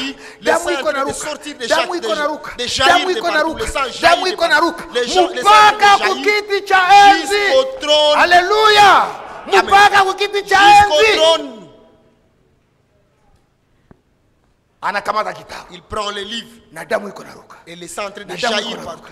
Les gens de jaillir, le sang en train de jaillir. Le sang jaillisse. Et les cieux ont dit ceci. Oui. Mstari wa 6. Nikaona mstari wa 7. akakuja akatoa kitabu katika mkono wa kuume wake yeye aliyeketi juu ya kiti cha ufalme. Akakuya akakamata kile kitabu na damu iko inaruka, damu iko inaruka. Simba hangeweza. Les lions ne pouvaient pas s'assortir. Amena. Amen. Iliomba kondolo. Il a fallu que ce soit l'agneau. Iliomba Il a fallu kondolo. que ce soit l'agneau. Damu iko naruka, damu iko naruka, damu iko naruka, wamekatakata, damu iko naruka, damu iko naruka. Akafika mpaka kukiti, akakamata kitabu. Bwana barikiwe. Kenye Adamu alikuwa alipoteza, kenye Adamu alikuwa alipoteza, mwana kondoo anakikamata. Eske tunafurahia ile? Endelea ndugu. Mstari wa 8. Hata alipotoa kile kitabu, ndio wale nyama wane na wale wazee 24 wakaanguka mbele ya mwana kondoo. Kila mmoja wao ana kinumbi na machupa ya dhahabu yaliyojaa uvumba, ndiyo ni maombi ya watakatifu. Mwana kondoo ameenda wamemkatakata, damu iko inaruka, damu iko inaruka, damu iko inaruka, damu iko inaruka. Anakamata kitabu. Il prend les livres. Wale wazee 24 nasema uko mwanaume wa? Tu es vraiment un homme. Haleluya. Amen. Uko mwanaume. Tu es un homme. Nyama wenye uhai asema bwana unastahili. Tu mérites. Endelea ndugu. Mstari wa 9. Nao wanaimba wimbo mpya. 11 sasa. Verset 11. Nous sautons. Nikasikia sauti ya malaika wengi pande zote za kile kiti cha ufalme. Ndio. Na za wale nyama wenye uhai. Ndio. Na za wale wazee. Ndio. Na hesabu yao ilikuwa 10,000 mara 10,000 sasa na 1000 hawa wa malaika kwanza wale wazee wamesema bwana tunakutoshea shapo. En tout cas toi nyama wenye uhai bwana umeweza. Les êtres vivants disent mais tunakutoshea shapo. Un coup de chapeau pour toi. Kisha malaika alors les anges walikuwa 10,000. Ils étaient 10,000 multiplié fois 10,000 fois 10,000. Hii nombre on a multiplié fois 1000. Tu multiplies encore fois 1000. Tena tu multiplié fois 1000. Multiplier le tout fois 1000. Inaomba ordinateur hapa. Il faut l'ordinateur ici pour calculer pour nous donner la réponse. Endelea ndugu. Mstari wa 12. Wakisema kwa sauti kubwa. Malaika bote wakasema kwa sauti kubwa. Cria à haute voix. Ndio. Anastahili mwana kondoo aliyechinjwa. Anastahili mwana kondoo. L'agneau qui a été mutilé. Aliyechinjwa. Haleluya. Mutilé. Amen. Wamekatakata.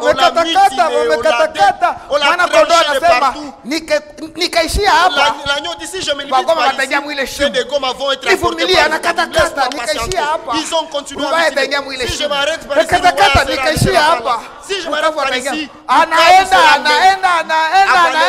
mpaka kukiti cha enzi na damu iko naruka. Damu iko naruka. Haleluya. Amen. Amen. Endelea. Anastahili mwana kondoo aliyechinjwa kupokea uwezo na utajiri. Ongoshe. Anastahili mwana kondoo aliyechinjwa kupokea uwezo. Anastahili mwana kondoo aliyechinjwa kupokea uwezo. Ya pili na utajiri. Ya tatu akili na nguvu na heshima na utukufu na baraka. Haleluya. Amen. Wakati mwana kondoo amekamata ile kitabu cha ukombozi, damu iko inaruka, damu iko inaruka, damu iko inaruka. Malaika wanasema anastahili mmoja ni mwana kondoo. Mwana kondoo lakini ni aliyechinjwa. Mwana kondoo aliyechinjwa apokee qu'il reçoive uwezo. La puissance ni yake. Ça lui appartient. Uwezo ni yake. La puissance est à lui. Uwezo ni ya mwana kondoo. La puissance est pour l'agneau. Tunaitika ile. Est-ce que vous acceptez cela? Amen. Utajiri la richesse ni ya mwana kondoo. C'est pour l'agneau. Tunaitika ile. Est-ce que nous acceptons cela? Amen. Frères, les frères na baseur et les sœurs na benye bako wananisikia nje. Et ceux qui me suivent à l'extérieur ou à l'intérieur. Kuko usemi ya kipagani. Il y a un langage païen. Tuitoshe muvinywa vyetu. Autant c'est langage de nos bouches. Tuitoshe muvinywa vyetu. Autant c'est langage de nos bouches. Utakutana tu vas trouver frère akibarikiwa. Un frère quand il est béni. Frère akiuza gari. Quand un frère achète un gari véhicule, 3 gari 4 véhicules. Nasikia asema vous allez écouter les gens dire. Ule alishakuwa Freemason. Il est devenu Freemason. Eske si Mungu wetu ni Mungu wa baraka? Est-ce que notre Dieu est Dieu Si de Mungu bénédiction? anabarikiaka. N'est-ce pas Dieu Eske bénit? Amen. pourquoi watu walishapatia shetani ile Pourquoi les madaraka? gens donnent à Satan Inaomba ce watoto pouvoir-là? wa Mungu, Il faut que les enfants de kanisa la Yesu Kristo, l'Église de Jésus tunyanganye Christ, shetani que nous ravissons à yenye Satan ce que alitunyanganyaka. vous avez ravi. Haleluya. Amen. Ile usemi C'est l'engagement. itoke mjina la Yesu Kristo. Être ôté au nom de Jésus-Christ. Amen. Oh Amen. no. Hapana. Ule alishakuwa Freemason. Il est devenu Freemason. Mais non, Mungu anabarikiaka. Mais Dieu bénit. Alléluia. Eske tu amoya? Est-ce que nous sommes ensemble? Dunia La terre na vyenye viko et ndani tout ce qui s'y trouve ni vya Mungu. appartiennent à Dieu. Tunajika Amen. amena. Amen. No, ule alishakuwa Ah, il Freemason. est devenu Freemason Ule celui-là. alishakuwa Freemason. Il est Freemason. Hapana. Hapana. Non. Mungu anabarikiaka. Dieu bénit. Mungu anabarikiaka. Dieu bénit. Na Mungu anabariki watoto Dieu yake. bénit ses enfants. Anastahili mwana kondoo Il mérite l'agneau kupokea uwezo, de recevoir la puissance, utajiri, la richesse, akili. l'intelligence. Alléluia. Amen. Haleluya. Amen. Akili yote iko kwa Bwana. L'intelligence est au Akili yote iko Seigneur. kwa Bwana. Toute l'intelligence Mimi est au nakwambia Seigneur. hivi, Je te dis ceci. unaweza kuwa na masomo. Tu peux être Akili ya lettré, masomo, tu peux avoir l'intelligence de l'école. Wanaitaka elimu. On appelle l'instruction.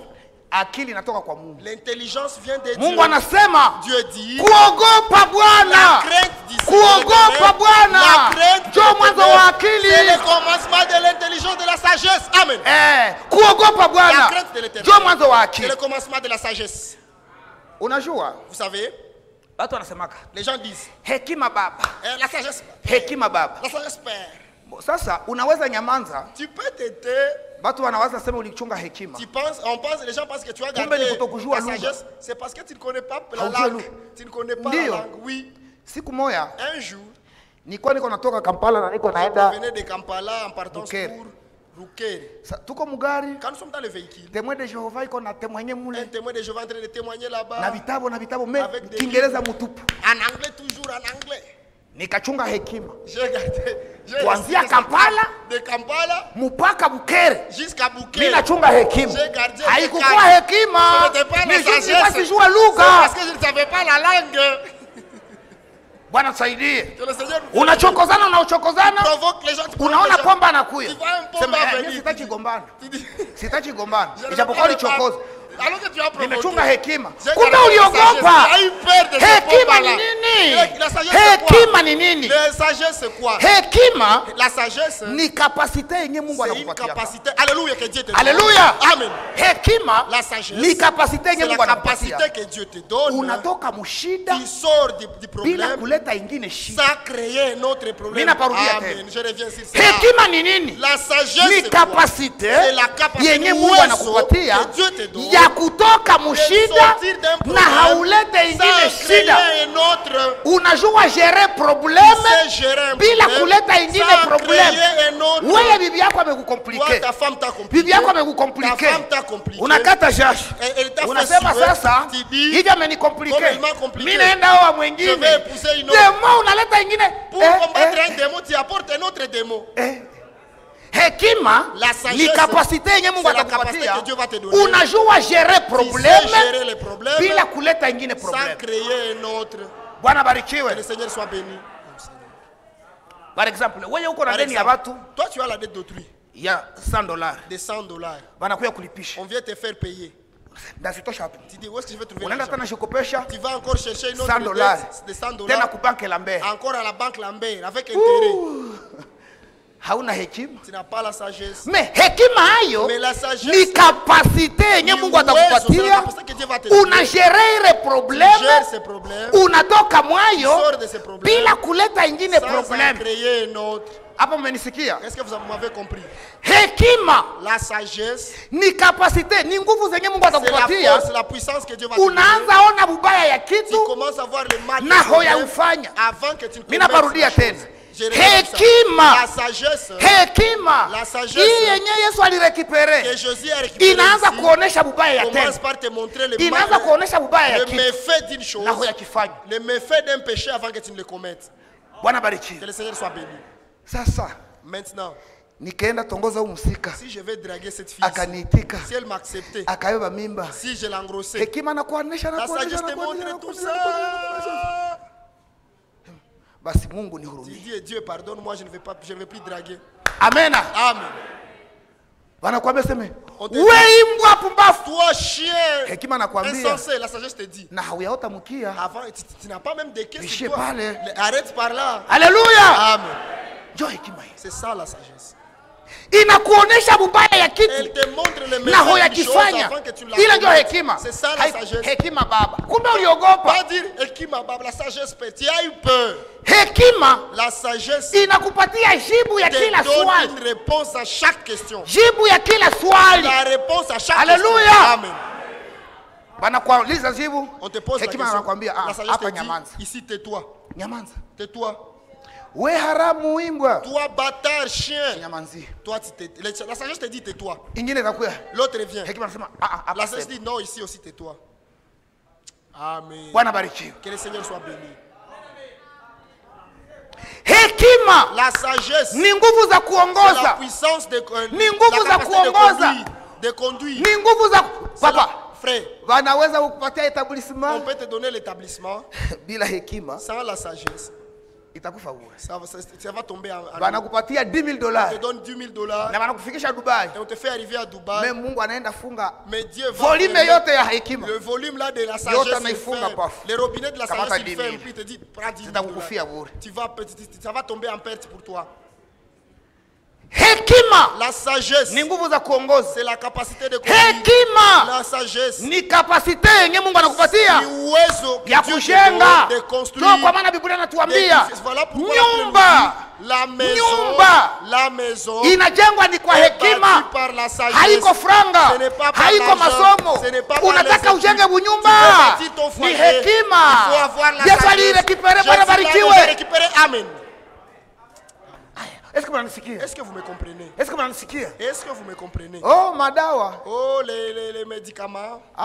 Non. Hata unaenda kwa mfumu. Oh, même si tu allais pour chercher les gris-gris. Madawa habamati yake mahalagi. Les gris-gris, on ne les place pas dans les haricots. Utaenda kwa mfumu aseme nipatie madawa Tu kusudi vas aller wanapo chez, tu vas aller chez les féticheurs. Donne-moi des gris-gris. pour que Hata ma femme- kwambia mon mari unaweke puisse me mettre. mahalagi Il va pas makondini. te dire que ces gris-gris-là, tu Haiwezi puisses les kamata. fétiches, tu puisses les mettre dans les jus des haricots. Ça ne va pas marcher. Dawa ya kweli amini Le neno. premier médicament, c'est Dawa ya croire kweli la amini parole. neno. Croire la parole. Yesu alirekipere Jésus a uwezo, récupéré la puissance, la utajiri, richesse, akili, l'intelligence, nguvu, la puissance, heshima, l'honneur, la utukufu gloire na et baraka. la bénédiction.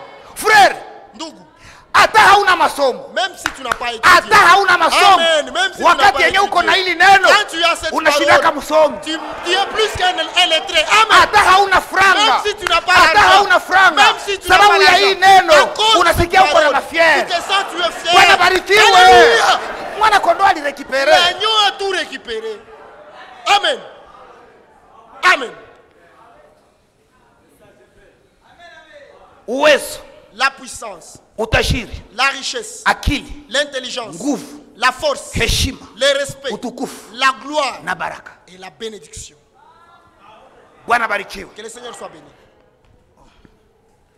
Wanatuambia humu hivi. On nous dit ici ceci. Amen. Mwi kitabu iko ce livre ici. Maelezo ya Nyakati 7 Dans les, page 54 la page 54, alinea les 2.7 Musikie de l'Église, page 2. Usiogope Yohana, N'ayez pas peur, ne craignez pas usiogope, Jean. musiogope enyi kundi Eh, ndogo. petit troupeau, ne craignez Yesu pas. anasema hivi, C'est Jésus qui dit, yote niliyo mimi, tout ce que je suis, ninyi, vous, ni wariti vous wake. êtes ses héritiers. Amen. Uwezo yetu, La puissance. tunadika amena. Est-ce que nous disons Amen? Utajiri La yetu, richesse. est tunadika notre. amena. Est-ce que nous disons Amen? Akili yetu, L'intelligence est tunadika notre. Est-ce que amena. nous disons Amen? Lakini bandugu, Frère, nataka niwaambie hivi, frère, laisse-moi vous dire ceci. Hey, kama huko wakushiona Si- wakushitapa s'il y a des gens qui peuvent se vanter, mara wote wenye wanaletaka fujo parmi tous mwiko, ces gens qui font des bruits dans la ville de banani wenye walikuwa na radio les gens na qui avaient la radio, la télévision, yabo yabo, il leur appartenait. haleluya, Amen. banani walikuwa na radio Quels sont na ces television gens-là? yabo La radio, yabo la télévision qui yabo leur yabo. appartenait. Qui leur Ayayaya, appartenait. kama huko S'il y a des wakushiona gens qui peuvent se sivile ni vanter, vyetu. c'est pour nous. Quand des- Ona gisi magari zinatoka hapa. Regardez comment les véhicules sortent d'ici.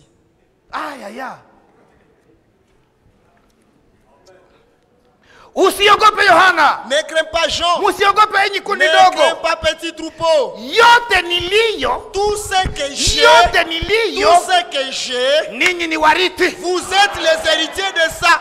Nguvu zangu. Ma puissance. Ni zenu. Vous appartient.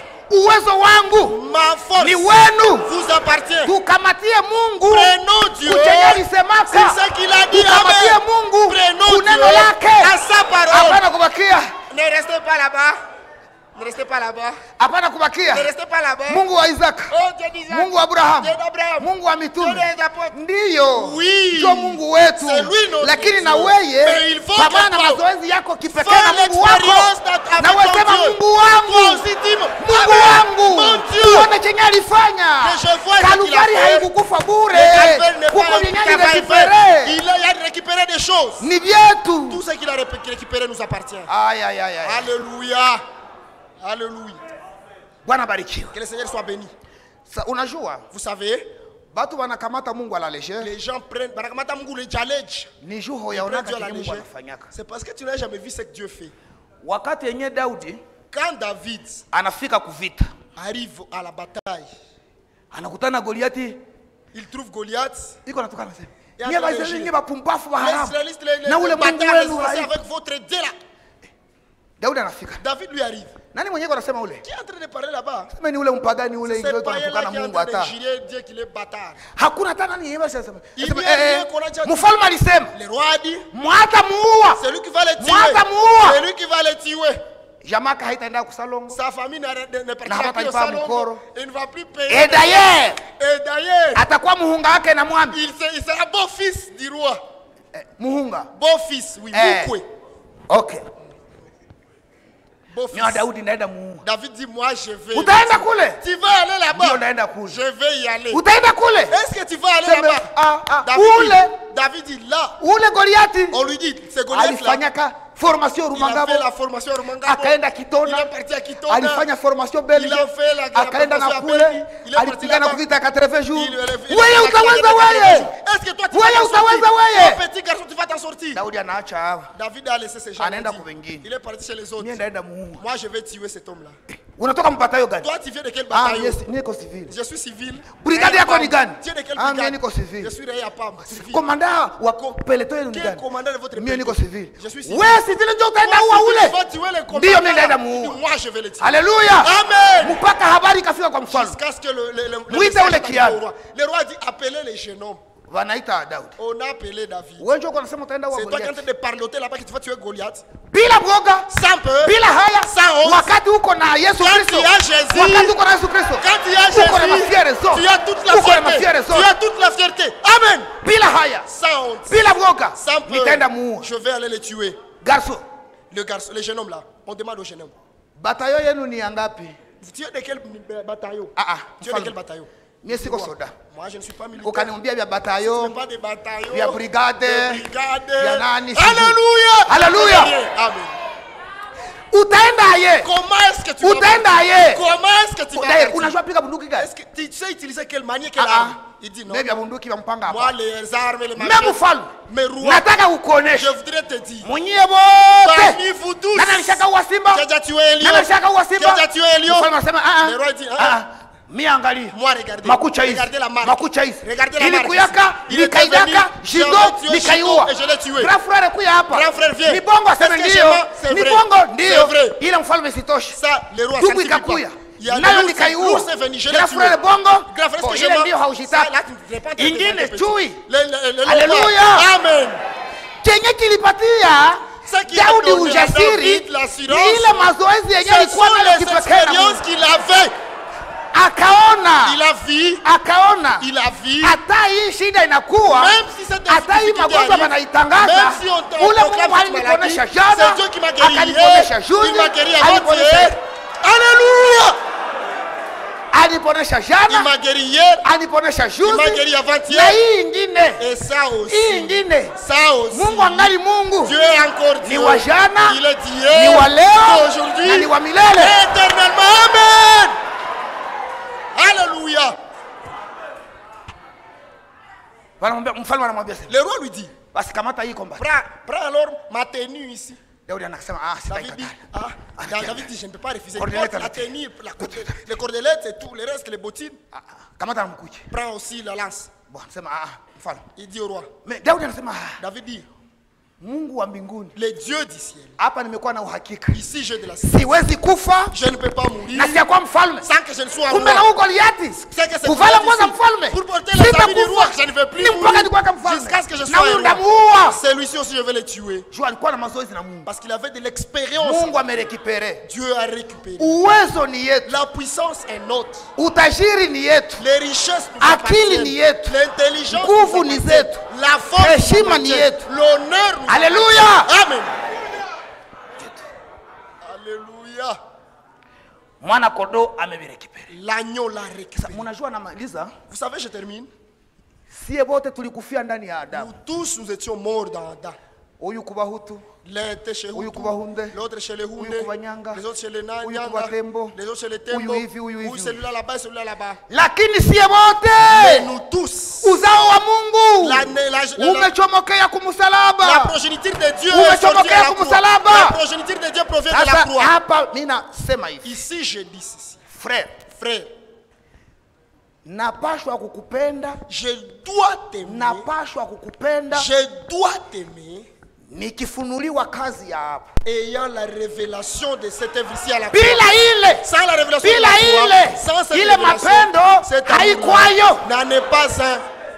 Mtumishi wa Mungu anasema Le hivi, serviteur de Dieu dit ceci.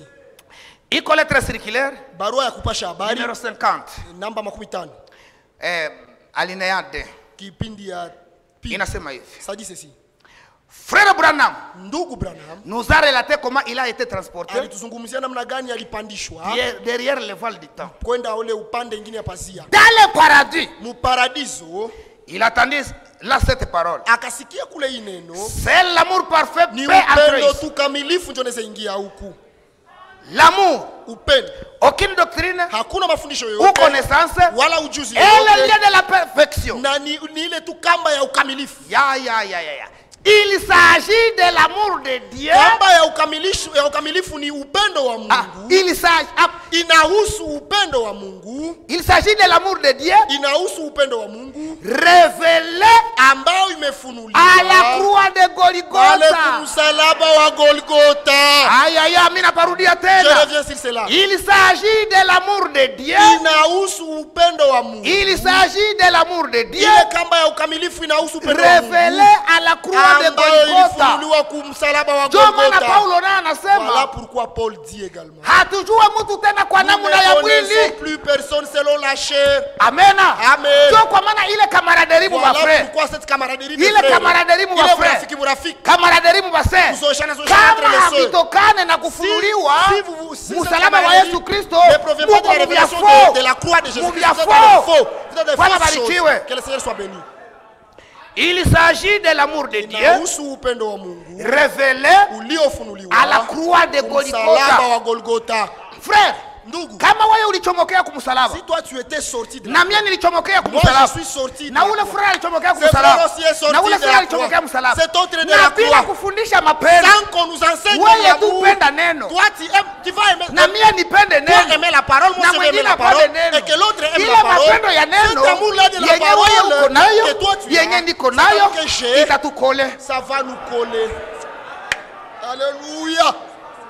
Mais Lakini, bila ile, sans cela, sans cela, Branham anasema Branham dit, ni mkristianisme traditionnel. ni Kristo qui a asili, le livre christianisme Mungu traditionnel. anasema hivi. Le serviteur de Dieu dit, Haiombe matendo ishizali hayo yenyewe. il ne faut pas que les œuvres naissent d'eux-mêmes. Non, Inaomba imani ingie il ndani. faut que la foi entre dans Kisha hii imani, et que cette hii foi-là, imani et que cette jinsi foi-là, iko inakula comme elle est en train de neno, manger jinsi la iko parole, inakomala, elle est en train de grandir, nayo iko najizalia elle est en train matendo. de produire Nayo iko d'elle-même najizalia le matendo. fruit, les Na œuvres. hii matendo Et ces œuvres-là, yenye itazaliwa na qui imani seront issues de njo la foi, inaitwaka ce sont les œuvres qu'on appelle matendo ya haki ya les œuvres watakatifu. des œuvres justes des saints. ni matendo Ce sont les yenye œuvres. inazaliwa na Les œuvres qui imani. sont nées Ni de la matendo. foi. Ce sont les œuvres. Kama utapatia frère, Si tu vas donner à un frère, kama utapatia si sœur, tu vas donner à une sœur, kama utajitolea frère, si tu vas te kama sacrifier pour utajitolea un frère, sœur, si tu vas te sacrifier ukuwe pour un frère, umefunuliwa ule il sœur te faut que tu aies la kukazi yenye révélation Yesu de cette alifanya kwa sœur-là msalaba. à partir de l'œuvre que Jésus a accomplie à la croix. Est-ce que hapa mnanisikia? Est-ce que vous me comprenez là-bas? Il s'agit de l'amour de Dieu Inahusu upendo wa Mungu révélé à la croix de Golgotha. uliofunuliwa kwa msalaba wa Golgotha. Sasa anaendelea na Il malizia hapa continue, je anasema, termine par ici. celui qui est né de Dieu Yeye aliyezaliwa na Mungu aime tous les enfants de Dieu. anapendaka watoto ya Mungu wote. Hapa anasema hivi, Il dit ceci. jamais, Kamwe, jamais kamwe un élu, muteule, un élu muteule ne persécute, anatesaka, ne persécute anatesaka un autre. muteule mwingine. Munaweza kuwa mko mnyumba, Vous pouvez être dans une wewe maison. bwana Toi le mari, ulichomokea tu kumsalaba es sorti de la croix. Alléluia. mu vidonda vya Yesu. Dans les plaies de Jésus. Yesu Dans- alikukufia, Jésus est mort pour toi. bibi yako naye Ta femme aussi. naye alikufiwa, On est Nani mort tumokea également pour huyu? elle. Elle est sortie de maîtrise. kisha munakulana, Et puis vous commencez munatesana, à faire des guerres. munatesana. Vous commencez à vous faire souffrir. jamais un élu Kamwe hata siku moja ne mteule. persécute un autre. Hakuna hata siku moja mteule atatesaka mwenzake mteule. Amen, Amen. amen. Amen. Mapendo yenye utakuwa nayo kwa frère L'amour que tu auras pour un frère, uifunuliwe kwa kazi yenye ilifanyika. tu dois avoir l'amour qui est révélé dans l'œuvre qui a Yesu été wakati faite. anakamata kitabu, Quand Jésus prend les livres, sasa anampatia uwezo, quand on lui donne la puissance, utajiri, la richesse, akili, l'intelligence, nguvu, la force, heshima, l'honneur, utukufu, la na baraka. la gloire et les bénédictions. Yesu wakati alikufa, Quand Jésus est mort, naye mutu et cet homme aussi, anaenda iko kumsalaba, anasema étant sur la yote croix, il dit, tout est yamekwisha, accompli. naye Amen. anaenda S'il part, mwile shi, il descend dans cette, dans Sana cet fika abîme. mwishi. Arrivant dans cet abîme, akaanza preshe, il a commencé à prêcher. akaanza preshe, Il a commencé à prêcher. anaambia shetani, Il dit à Satan, shetani, Satan, fungulo la kuzimu leta, donne-moi les clés de l'enfer. fungulo za kuzimu leta, Donne-moi les clés de l'enfer. njoo hizi, njoo hizi, Voici, voici. na za mauti leta. De la mort également. Joyce, Donne- Joyce. prends. Haleluya! Amen. Shamba lenye Abrahamu walikuwa La ndani, chambre dans laquelle wa Abraham Isaka était, wa Yakobo les Isaac, les Jacob, wako mule. ils étaient là-bas. Yesu anafungula, Jésus ouvrit. Abrahamu Abraham, kuya, viens. Isake Isaac, kuya, viens. Noa Noé, kuya, viens. Samson kuya, viens. Yohana Jean, kuya, Shadrake. Shadrach. Haleluya! Amen. Wanatoka mule. Ils sortent de là. Tumalizie kuiandiko Terminons par cet écrit. Zaburi Psaume, 47 Psaume mstari wa 24. 6. Angalia jinsi wanatoka mwishimo sasa, 47, voyez comment ils sortent de cette Na bako de cette aye. abîme. Comment est-ce qu'ils sont? ba Abrahamu ba Isaka ba Les Yakobo ba Abraham, les nani Jacob et les autres, bamewafungulia. Soma on les a frère déjà ouverts. Zaburi 17 mstari wa 6. verset 6 inasema hivi: imbeni sifa kwa Mungu, Ndio, imbeni sifa kwa mfalme wetu, ndio. imbeni sifa, maana Mungu ni mfalme wa dunia yote. Ni 47 verset 6. Oui, mstari wa sita. Oui, ça c'est déjà verset sita, j'étais déjà 7. Mstari wa sita. Imbeni sifa kwa Mungu, imbeni sifa kwa mfalme wetu, imbeni sifa. Ça c'est le verset 6. Endelea. Mstari wa saba. Maana Mungu ni mfalme wa dunia yote. Imbeni sifa kwa akili. Hapana, haiko pale. Ce n'est pas là-bas. Verset. Hapana. Nous commençons verset 5. Je montre verset 5. 5. Mungu amepanda. Njoo pale. Voilà. Mungu amepanda kwa kelele. Mungu sasa Yesu Kristo Alors Jésus-Christ, saa alipanda, quand il est monté, saa alitoka humu, quand il est sorti ametosha de la ba Bible, Abrahamu il a déjà fait ba sortir les Isaka, Abraham et les alipanda kutoka mwile il est shimo sorti de cet abîme na sauti ya kelele, avec la gloire, sauti ya joie, kelele, avec les Ba Abrahamu clameurs. alikuwa Les gens disaient, c'est terminé. Haleluya. Amen. Endelea ndugu. Mungu amepanda kwa kelele, Bwana kwa sauti ya baragumu. Wa français ndio wasome. C'est lui qui a le livre de français. Tumalizie pale. Oui, nous allons terminer par là. Kifaransa mstari wa sita, Wa sita, en français, français. Dieu monte au milieu des cris. Mungu anapanda katika Mungu masauti. anapanda musauti za mingi za kushangilia. Wanani walikuwa wanashangilia? Wa Samson, wa Noa, wa Abrahamu, wa nani? Juu Yesu ameshinda mauti na kuzimu. Haleluya. Si leo tuko washindaji. Juu Yesu alishinda. Parce que Jésus a vaincu. Kusikwa wa kukuambia. Il n'y a personne qui va te Aseme dire. nyota yako Ton étoile, tuliona kuzimu. nous l'avons vu en Wewe enfer. nyota yako Toi, ton tuliona étoile, kuzimu. nous l'avons vu Sie en enfer. Mungu wetu Nous, notre Dieu, alishinda mauti na il a kuzimu. vaincu l'enfer et la mort. Mimi naishia kwanza Je hapa. termine par ici d'abord. Bwana Que awabariki. le Seigneur vous bénisse. Mjina la Yesu Au Kristo. nom de Jésus-Christ. Amen.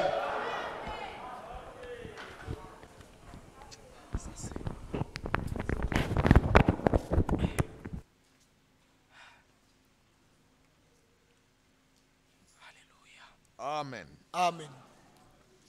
Tusimame. Mettons-nous debout. Tuimbe cantique sélectionné Chantons cantique sélectionné. numéro 1. Namba moja. Pale tuone kazi Et là, en voyant l'œuvre Bwana Mungu que le Seigneur Jésus, kisha kuvada mwili après avoir porté la chair, alitimiza pale a msalabani accompli juu là yetu. la croix pour nous. À Golgotha, Tu